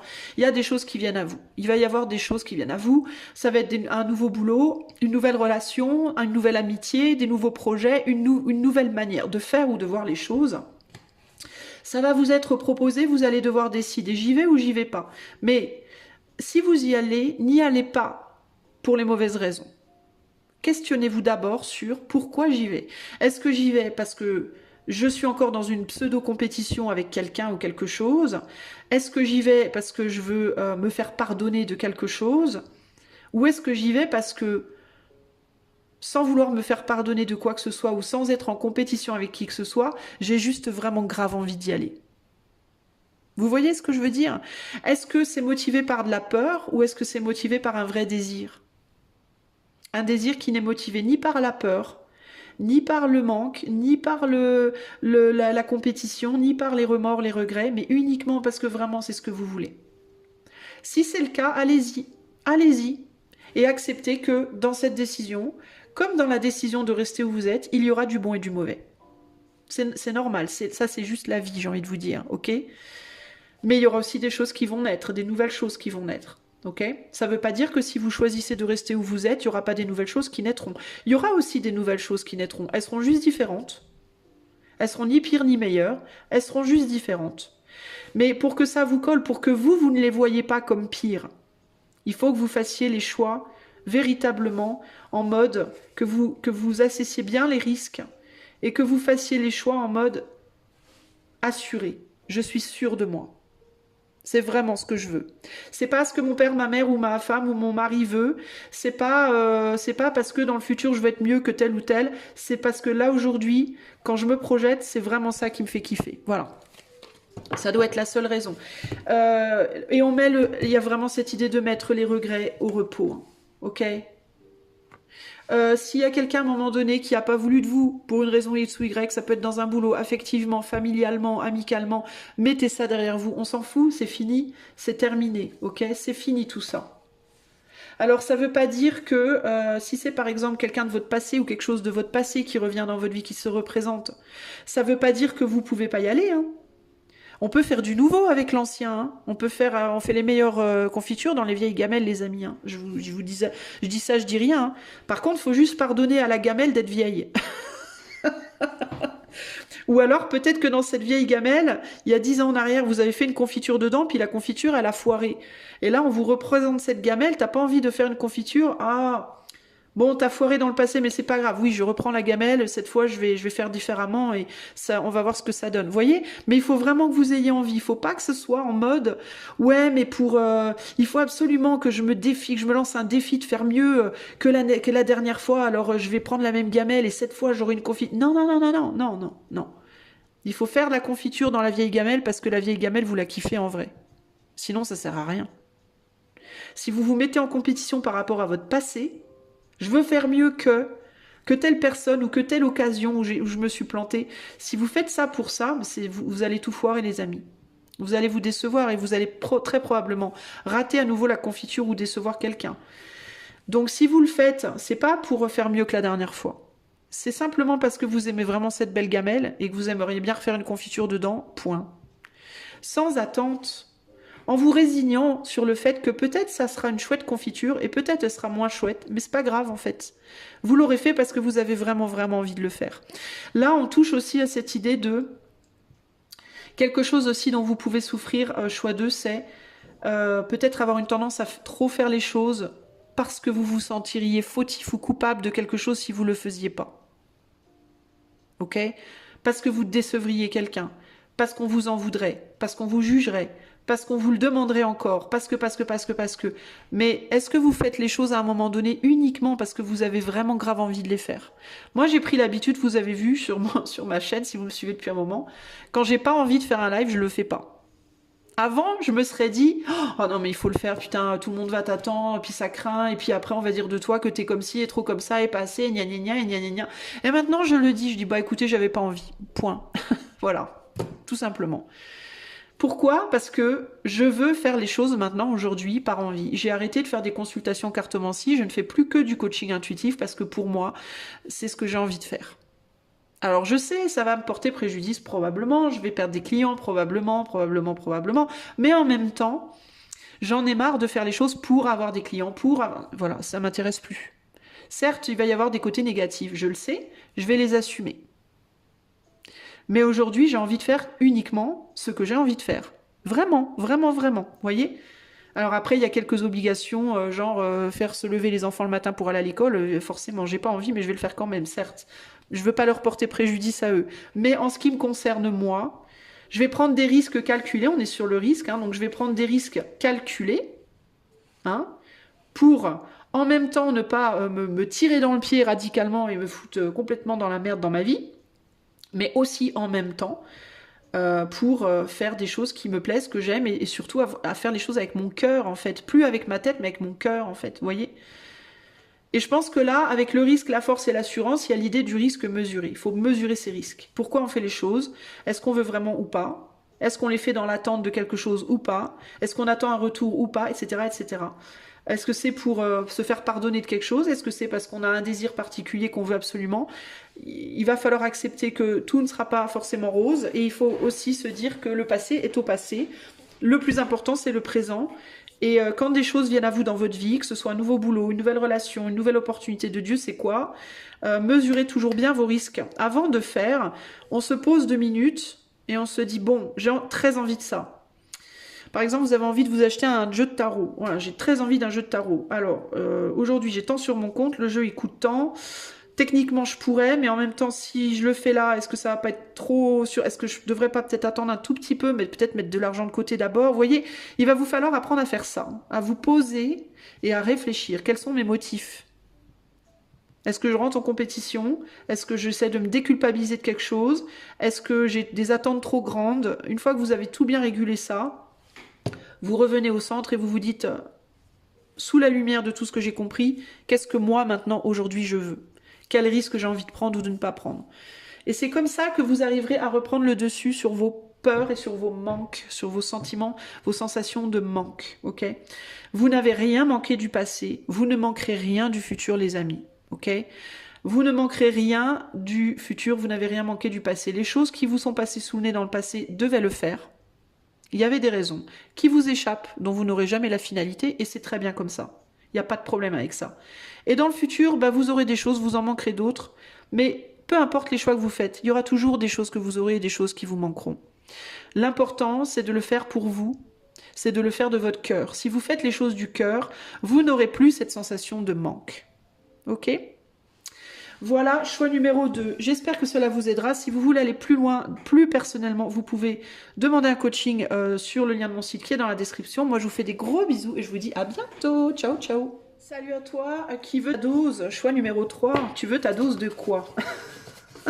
T'es en manque de quoi? C'est peut-être pas le meilleur exemple, les amis, je vous l'accorde, hein, vouloir sa dose, hein, ça fait penser à la drogue et tout. C'est peut-être pas très, très romantique, hein, mais je voulais le truc un peu humoristique. J'aime bien l'humour noir, moi. Alors, vous êtes en manque de quoi, choix numéro 3? Qu'est-ce qui vous arrive? Alors, la vraie question, en fait, c'est comment le manque s'exprime en toi, choix numéro 3? Comment le manque s'exprime en choix numéro 3? Je ne sais pas. Si on commence comme ça, alors peut-être que vous devez aller voir choix 2. C'est la même carte que la première carte du choix 2 et il me semble... pardon, choix 1, pas choix 2, choix 1. Surtout si vous avez hésité. Si vous n'avez pas hésité, c'est pas grave. Si vous avez hésité, allez voir choix 1. C'est la même première carte et j'ai dit dans choix 1 d'aller voir choix 3. Parce que j'ai fait un lapsus choix 3. Donc il y a un truc là, ok? Je ne sais pas, je suis mieux seule et qui s'y frotte s'y pique. Bon, alors... Comment s'exprime le manque pour vous, choix numéro 3? Personne n'est sincère.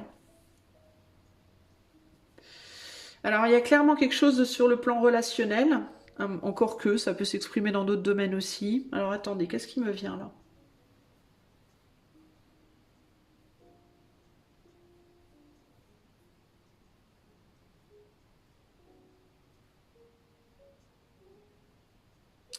J'ai du mal à voir avec vous. Puis je me souviens plus de ce que j'ai dit dans le choix 1 non plus, donc du coup, dans le genre mémoire poisson rouge. Pour vous, il y a vraiment cette idée de seul ou avec l'autre. Seul ou à deux, entre guillemets. Le 1 ou le 2. Il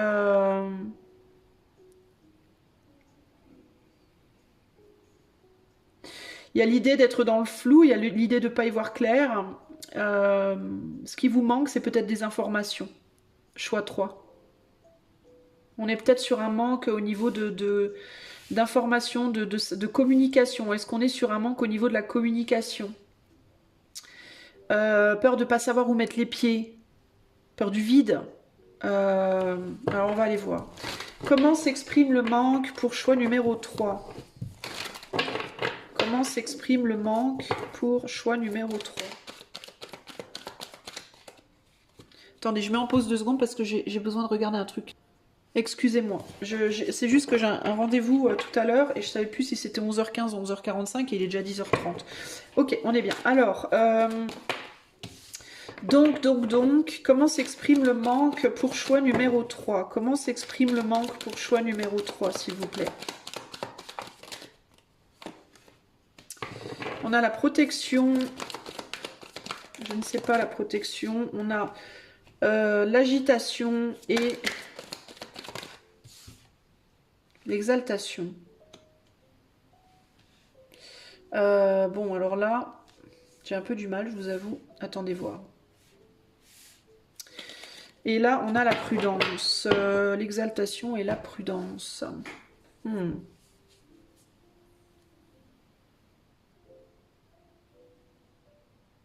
Ouais, vous, ça a trait à la compagnie, ça a trait à... Ça a trait à la présence peut-être physique des gens autour de vous. Vous avez peut-être bien une tendance à avoir beaucoup de gens autour de vous, mais qui sont pas du tout sincères avec vous. Ça peut... Alors c'est intéressant parce que j'ai je suis mieux seule ici. mais j'ai l'impression que cette solitude, c'est pas tellement dans la matière qu'elle vous va bien, c'est plus dans l'intériorité. C'est comme s'il y avait une espèce de paradoxe en vous entre qui vous êtes à l'extérieur, qui vous êtes à l'intérieur. Il peut y avoir cette envie d'avoir beaucoup de gens autour de soi, mais peu profond, de ne pas, je sais pas comment vous dire, d'être très entouré physiquement de gens, de relations, mais avec une grosse difficulté à communiquer ce qui se passe à l'intérieur. Et un mélange entre cette tendance à se dire qu'on préfère que personne ne voit ce qui se passe à l'intérieur, mais qui en même temps provoque du coup une colère, une rancœur, enfin, c'est très bizarre en fait, hein. C'est comme si vous vouliez pas vous montrer tel que vous êtes en profondeur et que paradoxalement, le fait de ne pas le faire, ben, vous étiez dans une forme de rancœur que les gens ne voient pas. Donc il y a quelque chose par rapport à la communication ici.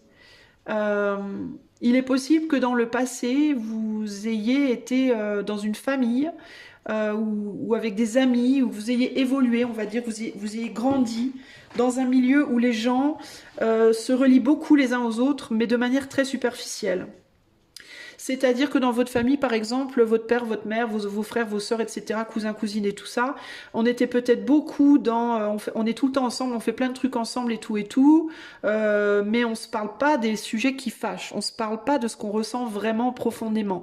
On n'a pas vraiment peut-être de moments aussi en tête à tête où on peut vraiment se confier, où on peut s'exprimer, ou alors où on peut être connu ou reconnu pour ce que l'on est vraiment. Il y a quelque chose comme ça ici.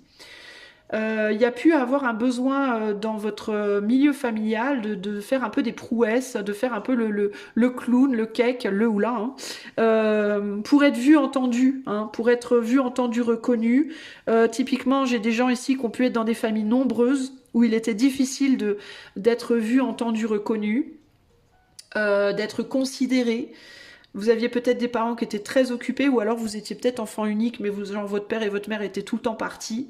Vous aviez pas, en fait, il y a clairement ici un manque il y a pu avoir aussi des enjeux dans certaines familles d'enfants qui ont été favorisés sur d'autres, d'enfants dont on s'est beaucoup occupé, et vous, ben, très peu, ou pas assez en profondeur. Vous voyez, il y a des enjeux comme ça. Il y a cette idée de avoir peut-être dû faire des pieds et des mains pour être vu, entendu, reconnu, et puis avoir eu beaucoup de miettes.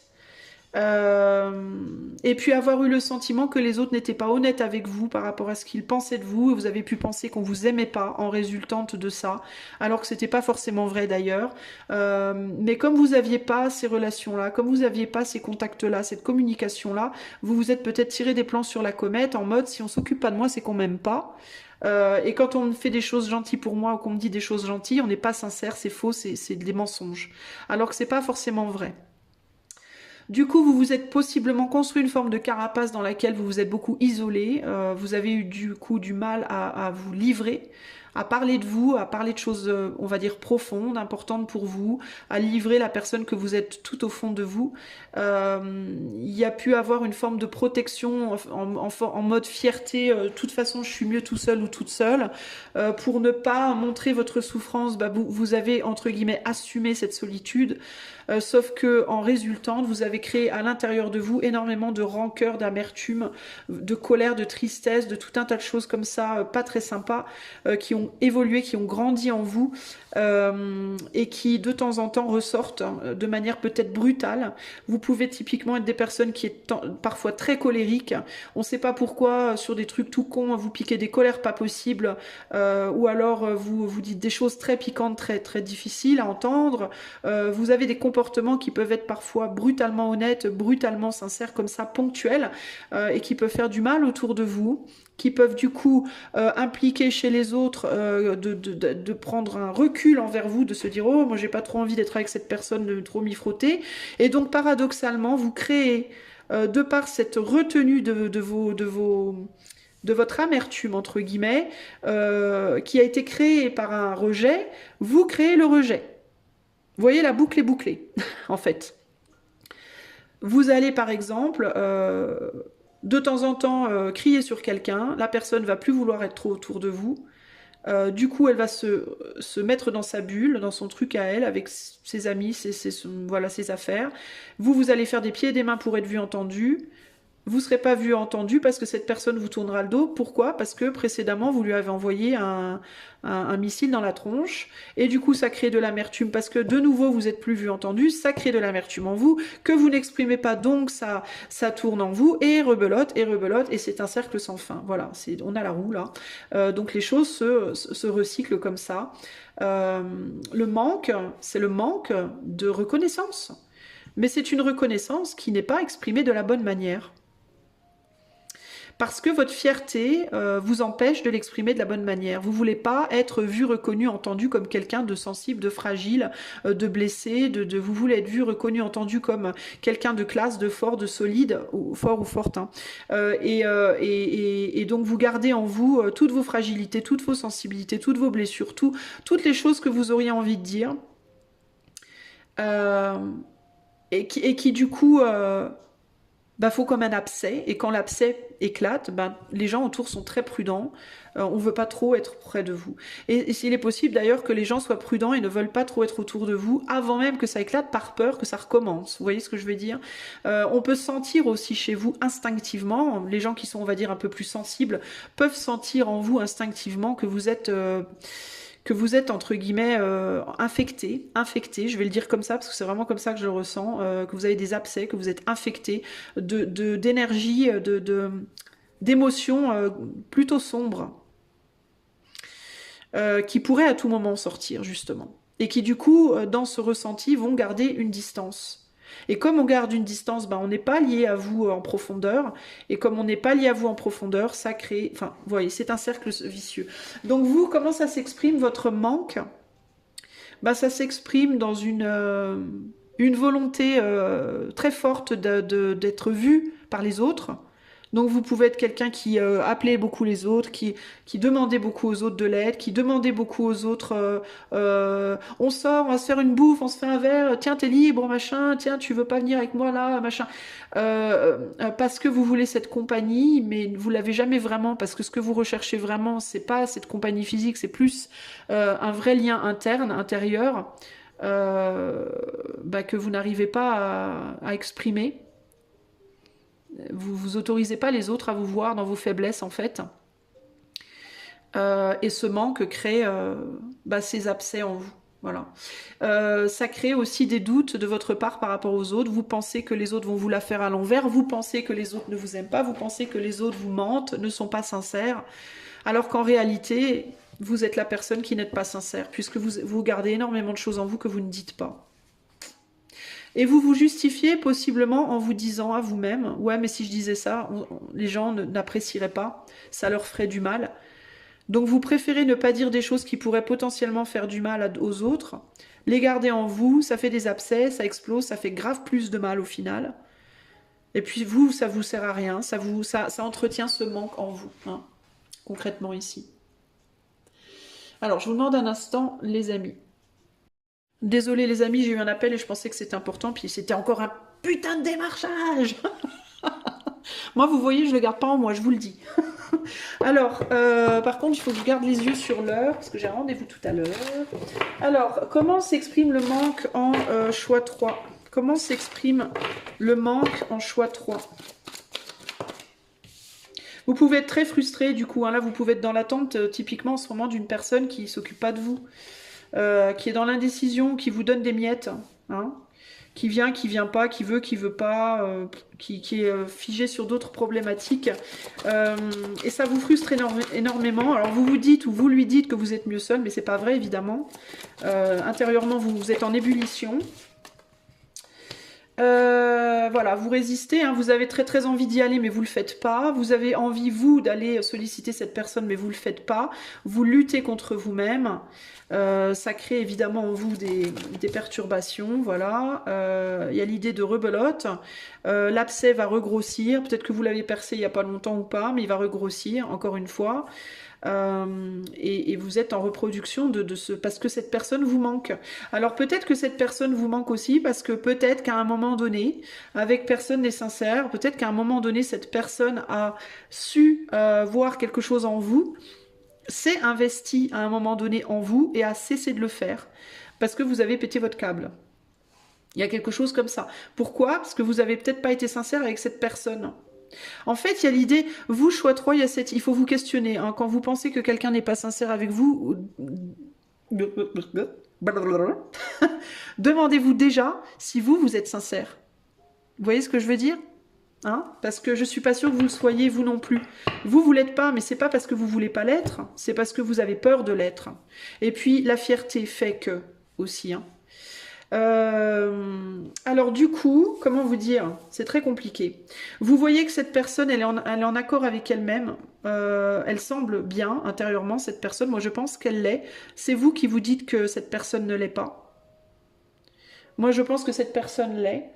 Euh, Vous pouvez douter quand les gens. Alors là, je parle d'une personne, mais parce que je vois bien qu'il y en a une dans votre vie là qui pose problème présentement, particulièrement, j'ai envie de dire. Mais de manière globale, vous pouvez, quand les gens vous font des démonstrations, que ce soit affectif, que ce soit amical, vous donner un coup de main, vous écouter de temps en temps quand vous avez un problème, vous aider à quelque chose ou quoi, vous pouvez vous dire en même temps que ça se fait, cette personne en fait elle n'est pas sincère avec moi, elle fait semblant. Vous voyez? Alors que c'est pas forcément vrai du tout. Hein. Pour moi, cette personne, elle est sincère. Hein. Clairement. Mais vous pouvez vous dire qu'elle ne l'est pas en effet miroir avec le fait que vous ne l'êtes pas. Pourquoi? Parce que vous avez des choses en vous que vous voulez dire et vous ne le faites pas. Vous voulez dire des choses, vous ne le faites pas. Donc vous n'êtes pas sincère. Et du coup, vous projetez un peu ça sur la personne que vous avez en face de vous. Là où les personnes que vous avez en face de vous. Vous voulez pas admettre votre besoin peut-être de quelqu'un, votre envie ou votre besoin de quelqu'un, votre envie ou votre besoin de quelque chose. Vous vous dites ah non, moi, je suis bien comme ça, moi je suis fière, tout va bien, je vais bien, nique sa mère, je m'en fous. Mais c'est pas vrai ça. Et du coup, bah, vous créez des tourments intérieurs, internes, que vous n'exprimez pas dans la mesure, vous l'exprimez du coup dans la démesure à un moment T où vous y arrivez plus à garder le truc en fait. Hein. Voilà comment, voilà où on en est. Alors le manque pour vous, bah, c'est clairement pour moi un manque d'expression de vous-même. Voilà, mais pas d'expression de vous-même dans la superficialité. Hein. Pas d'expression de vous-même en mode oh tu sais pas ce qui m'est arrivé hier, oh putain ça craint, machin m'a fait un coup et puis oh tiens j'ai envie de faire pipi caca. C'est pas ça. Hein. C'est d'expression de vos émotions sincères, profondes que vous ne voulez pas donner parce que vous avez peut-être pas appris à le faire et que ça vous met dans l'inconfort. Ça vous met dans l'inconfort. Et du coup, vous préférez vous dire que vous êtes mieux comme ça, finalement, que d'aller faire face à cet inconfort et d'aller dire les choses que vous ressentez profondément, vraiment. Vous pouvez typiquement être avec une personne autour de vous au jour le jour que vous détestez comme c'est pas possible. Vous montrez un visage d'ange avec cette personne alors qu'en fait vous avez envie de lui dire mais tu me fais chier, casse-toi, tu m'emmerdes. Il vaudrait mieux lui dire en fait les amis concrètement, vous voyez, mais genre pas lui dire... pas lui balancer des assiettes dans la tronche au bout de 6 mois parce que vous tenez plus, sans encore, parce que le problème c'est que vous exprimez des choses au bout d'un moment parce que vous explosez, mais les choses que vous exprimez, c'est même pas ce que vous ressentez. Vous dites pas la vérité, vous exprimez juste la frustration, la colère et l'amertume qui se sont accumulées autour de cette chose que vous ne voulez absolument pas montrer. C'est ça le truc en fait, la problématique elle est là, hein, véritablement pour vous. Hein. Parce que vous avez peur qu'on vous rejette. Mais ce que vous comprenez pas, c'est que le fait de faire ce que vous faites, automatiquement, va vous rejeter, en fait. Vous entretenez votre propre isolation, en fait, concrètement. Vous voyez? Y a un besoin de dire à cette personne-là, ou aux gens en général, tu sais, en fait, j'ai pas très envie d'être avec toi aujourd'hui. En fait, je t'aime pas tant que ça. Ou au contraire, en fait, tu sais, je t'aime beaucoup. Vraiment, je t'aime beaucoup. Je tiens à toi. Vous voyez, des choses comme ça. Des choses qu'on vous a pas dit à vous. Je pense que quand vous étiez petit ou petite, ça vous a pas été donné. Ça a été donné à quelqu'un d'autre, peut-être vos frères, vos sœurs. Ou alors papa, maman se le sont donnés, mais pas aux enfants. Je sais pas. Le fait d'exprimer librement ses émotions, de dire quand on est heureux, quand on est malheureux, quand on reproche quelque chose à quelqu'un, quand on veut quelque chose de quelqu'un. Vous n'avez pas appris, vous, en fait, j'ai l'impression. Vous êtes complètement, ça c'est comme un, je ressens en vous comme une espèce de boîte en béton armé ou en acier, et tout est enfermé là-dedans, et de temps en temps, il y a une bombe en fait qui fait PAH, et la boîte elle explose, mais c'est pas ce truc-là que vous gardez dedans, ben il sort pas avec, malgré tout, vous voyez. Alors ce qui fait que la pression c'est sans fin en fait, cette histoire, et du coup ça entretient exactement le scénario qui a fait à la base que vous n'arriviez pas à vous exprimer. Donc en fait vous continuez d'entretenir ce truc, voilà, constamment. Donc votre manque, concrètement, c'est un manque d'expression de vos émotions profondes, de vos ressentis, de vos émotions, de vos désirs vrais, profonds et vrais. Voilà. Votre manque, il est là. Il est là. J'ai besoin de dire des choses. J'ai besoin de dire ce que je ressens. J'ai besoin de dire ce que je veux profondément. J'ai besoin de dire ce que je pense profondément. J'ai besoin de dire qui je suis profondément. Comment et avec qui et quand et pourquoi je veux vraiment profondément m'investir. Ça, j'ai besoin de le dire, en fait. Et vous avez peut-être même besoin de dire des choses à des gens de votre passé, que vous avez gardées en vous longtemps.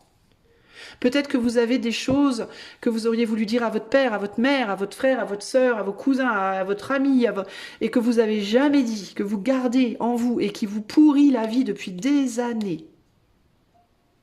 Et là, il y a un besoin de le sortir, il y a un besoin de dire je te le donne, j'ai besoin de te le donner, j'en peux plus, ça me pourrit la vie, j'y arrive pas. Il faut y aller, il faut le dire. Vous, c'est vraiment ça qui va vous libérer. Hein. Vous, c'est une retenue des informations, véritablement, choix 2, choix 3, pardon. Alors je vous invite aussi à aller voir le choix 1 parce que dans certains cas, en tout cas si vous avez hésité, parce que dans certains cas, il peut y avoir deux problématiques, peut-être celle du choix 1 peut être aussi une de vos problématiques ou peut être la problématique de cette personne que je vois en face de vous là aussi peut-être. Hein. Alors, peut-être que vous êtes avec quelqu'un en ce moment, hein, avec je ne sais pas, je suis mieux seule, qui s'y frotte s'y pique. Peut-être que vous êtes en ce moment avec quelqu'un, que vous êtes dans une situation, une relation avec quelqu'un, et que vous n'avez pas envie en fait d'y être. Vous n'avez plus envie d'y être. Et que vous aimeriez bien dire ça à cette personne, mais vous n'avez pas les coucougnettes de le dire, entre guillemets, et que le fait de ne pas le dire, bah, ça vous infecte intérieurement, puis du coup vous êtes désagréable avec cette personne ponctuellement très fort, et du coup cette personne elle vous rejette. Et du coup, bah, ça fonctionne pas, alors qu'il suffirait juste de lui dire. Mais en fait, j'ai pas envie, quoi. J'ai pas envie. Je préfère être seule, je préfère être sans toi. Vous avez peut-être peur que cette personne, elle s'en aille complètement, ou qu'elle vous dise des choses méchantes.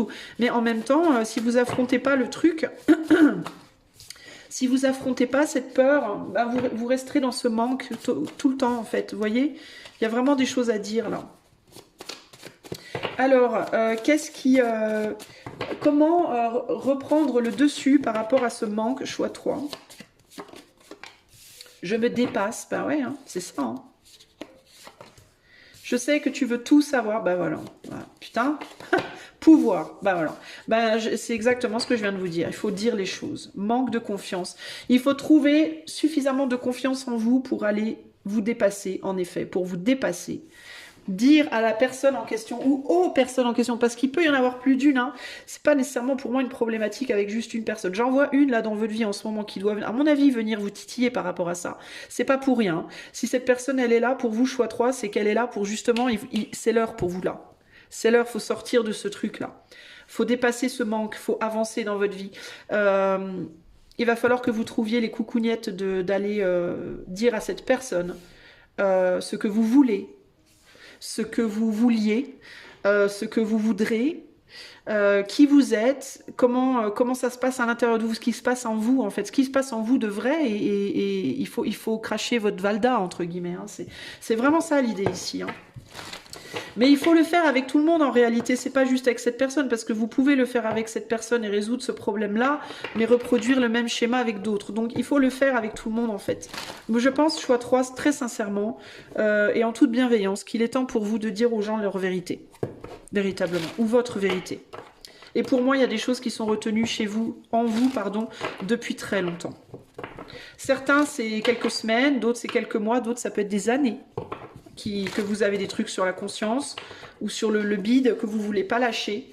Alors, choix numéro 3. Comment dépasser ce manque? J'ai envie de vous dire, les amis, c'est l'heure. Hein. C'est l'heure hein, de sortir de ce cercle vicieux. Ici, on a le risque. Ouais, vous voulez pas prendre de risque, c'est ça qu'il vous faut dépasser. Ouais. On va pas vous bouffer. Hein. L'entreprise inversée. Ouais, il va falloir, vous voulez pas prendre de risque, vous voulez pas agir, il va falloir, c'est ça qu'il vous faut dépasser. Et là, on a 3 cartes qui ont sauté, je sens que je dois les prendre. On a l'endurance, ouais. Le pouvoir, alors ça c'est fort, le pouvoir sur le pouvoir, ça c'est fort. L'endurance, le pouvoir et l'idylle. Alors, dans certains cas, si cette personne dont je vous ai parlé, c'est quelqu'un par rapport à l'amour, peut-être ça fait très longtemps par exemple que vous aimez quelqu'un et que vous l'avez jamais dit, bah, c'est peut-être le moment de le dire. Peut-être que ça fait très longtemps que vous voulez lâcher quelqu'un, bah, c'est le moment de le dire. Peut-être qu'il vous faut mettre une personne derrière vous pour aller vers une autre. Ce serait aussi le moment de le dire. Mais il y a vraiment cette idée de là, il est temps de passer aux aveux. C'est vraiment ça. L'idylle, moi, je la ressens plus ici, très sincèrement, comme l'idylle avec vous-même. C'est-à-dire d'embrasser vos désirs, d'agir. Vous voyez, le masculin, c'est l'action dans la matière.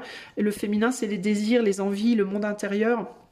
Il est temps pour vous de retourner dans une idylle entre vos actes et vos désirs, c'est-à-dire de vous réaligner, de retrouver en fait votre pouvoir, de reprendre votre pouvoir véritablement et de vous réaligner avec qui vous êtes vraiment en fait. Hein. Ici c'est ça, c'est reprendre son pouvoir en fait. Hein. Parce que vous aussi, il y a des choses que vous voulez savoir, peut-être que vous aussi, il y a des choses que vous voudriez savoir de certaines personnes que vous n'osez pas demander aussi. Hein. Par peur de ce que ça peut provoquer en vous, que, encore une fois, vous n'arriverez pas à exprimer. Il peut y avoir aussi ça, les amis. Hein. C'est important, là, il faut aller demander des vérités, il faut que vous alliez chercher des vérités et il faut que vous donniez des vérités. Hein. Là, il faut... comment reprendre le dessus par rapport à vos manques, choix numéro 3, s'il vous plaît. Ouais, là, ouais, faut sortir. Vous êtes très, très, très perturbé. Vous avez la trouille, hein. Vous avez grave, grave peur, en fait, hein, choix 3. Hein. Mais il faut vous dépasser et dire les choses véritablement. Hein. Véritablement. Hein. Ouais, il faut y travailler. Ouais, travailler à retrouver à la célébration de qui vous êtes et de ce que les autres sont. Et se célébrer soi-même, c'est se respecter. C'est être sincère, entre autres choses, hein. Peut-être travailler à approfondir des liens qui sont superficiels, travailler à l'amélioration de certains liens superficiels, travailler à mais pour moi c'est la célébration de vous ici que je ressens. C'est la célébration ici. Hein. Mais pour moi, c'est vous célébrez vous, en fait. Peut-être aussi arrêter de célébrer les autres. Si vous êtes quelqu'un qui avait tendance à beaucoup célébrer, féliciter les autres, encourager les autres, c'est vous, là, aujourd'hui, qu'il faut célébrer. Et cette célébration, c'est la vérité, faire éclater la vérité de ce que vous voulez, de ce que vous êtes, de ce que vous ressentez pour les autres et aller demander aux autres de vous dire clairement, en toute sincérité, ce qu'ils ressentent pour vous et l'assumer. Voilà. Laissez la responsabilité aux autres d'assumer ce que vous allez leur dire. Vous êtes responsable de vos mots. Les autres sont responsables de comment ils vont les accueillir. Ça, c'est pas votre responsabilité. La réaction que les autres vont avoir à ce que vous leur dites, ça n'est pas votre responsabilité. Votre responsabilité à vous, c'est d'être sincère, d'être honnête et de faire les choses, d'essayer de faire, je ne vais pas vous dire qu'il ne faut pas faire de mal, parce que parfois, chercher à ne pas faire de mal, c'est mentir et c'est ne pas être... C'est une malhonnêteté. Ok ? Vous, il vous faut aller vers l'honnêteté, la sincérité. Si vous faites du mal, bah vous faites du mal. C'est pas votre problème. C'est le problème de comment la personne va recevoir ce que vous avez à dire. Et ça, c'est son problème. C'est à cette personne de gérer ses émotions, ses ressentis, ses réactions, etc., etc. De la même manière que ce que les autres vont vous dire, si vous allez chercher cette vérité, ce n'est pas le problème de ces personnes, ce n'est pas la responsabilité de ces personnes, comment vous allez recevoir ces informations. C'est à vous de gérer vos émotions. Ok ? Mais il faut que vous travailliez à ça et que vous appreniez à vous relier aux autres en profondeur pour construire des choses qui vous... Moi, la vidéo s'est arrêtée, qui ne ressemblent pas que à l'autre, mais qui vous ressemblent à vous aussi. ok? Parce que vous pouvez être aussi le genre de personne qui va faire tout pour les autres, qui va toujours œuvrer pour les autres, qui va aller dans le sens des autres, qui va se plier en 12 000. Encore une fois, parce qu'on ne veut pas montrer ce qu'on ressent à l'intérieur, parce qu'on a peur de ce qu'on va provoquer. Et du coup, bah, vous vivez la vie de gens qui ne sont pas vous. Ou vous vivez la vie, une vie qui ne vous ressemble pas, qui n'a rien à voir avec ce que vous voulez vraiment. C'est ça qui vous infecte à l'intérieur, c'est ça qui vous bouffe à l'intérieur. Vous voyez? Donc là, il y a des choses à faire par rapport à ça. Véritablement, les amis, ok? Voilà ce que je peux vous dire. Si toutefois vous avez envie que je vous accompagne plus en privé, je propose des coachings intuitifs. Le lien de mon site est dans la description de la vidéo. Je vous invite à aller voir ce que je propose. Moi, en attendant la prochaine, je vous fais des gros bisous et je vous dis à bientôt pour de nouvelles aventures. Ciao, ciao!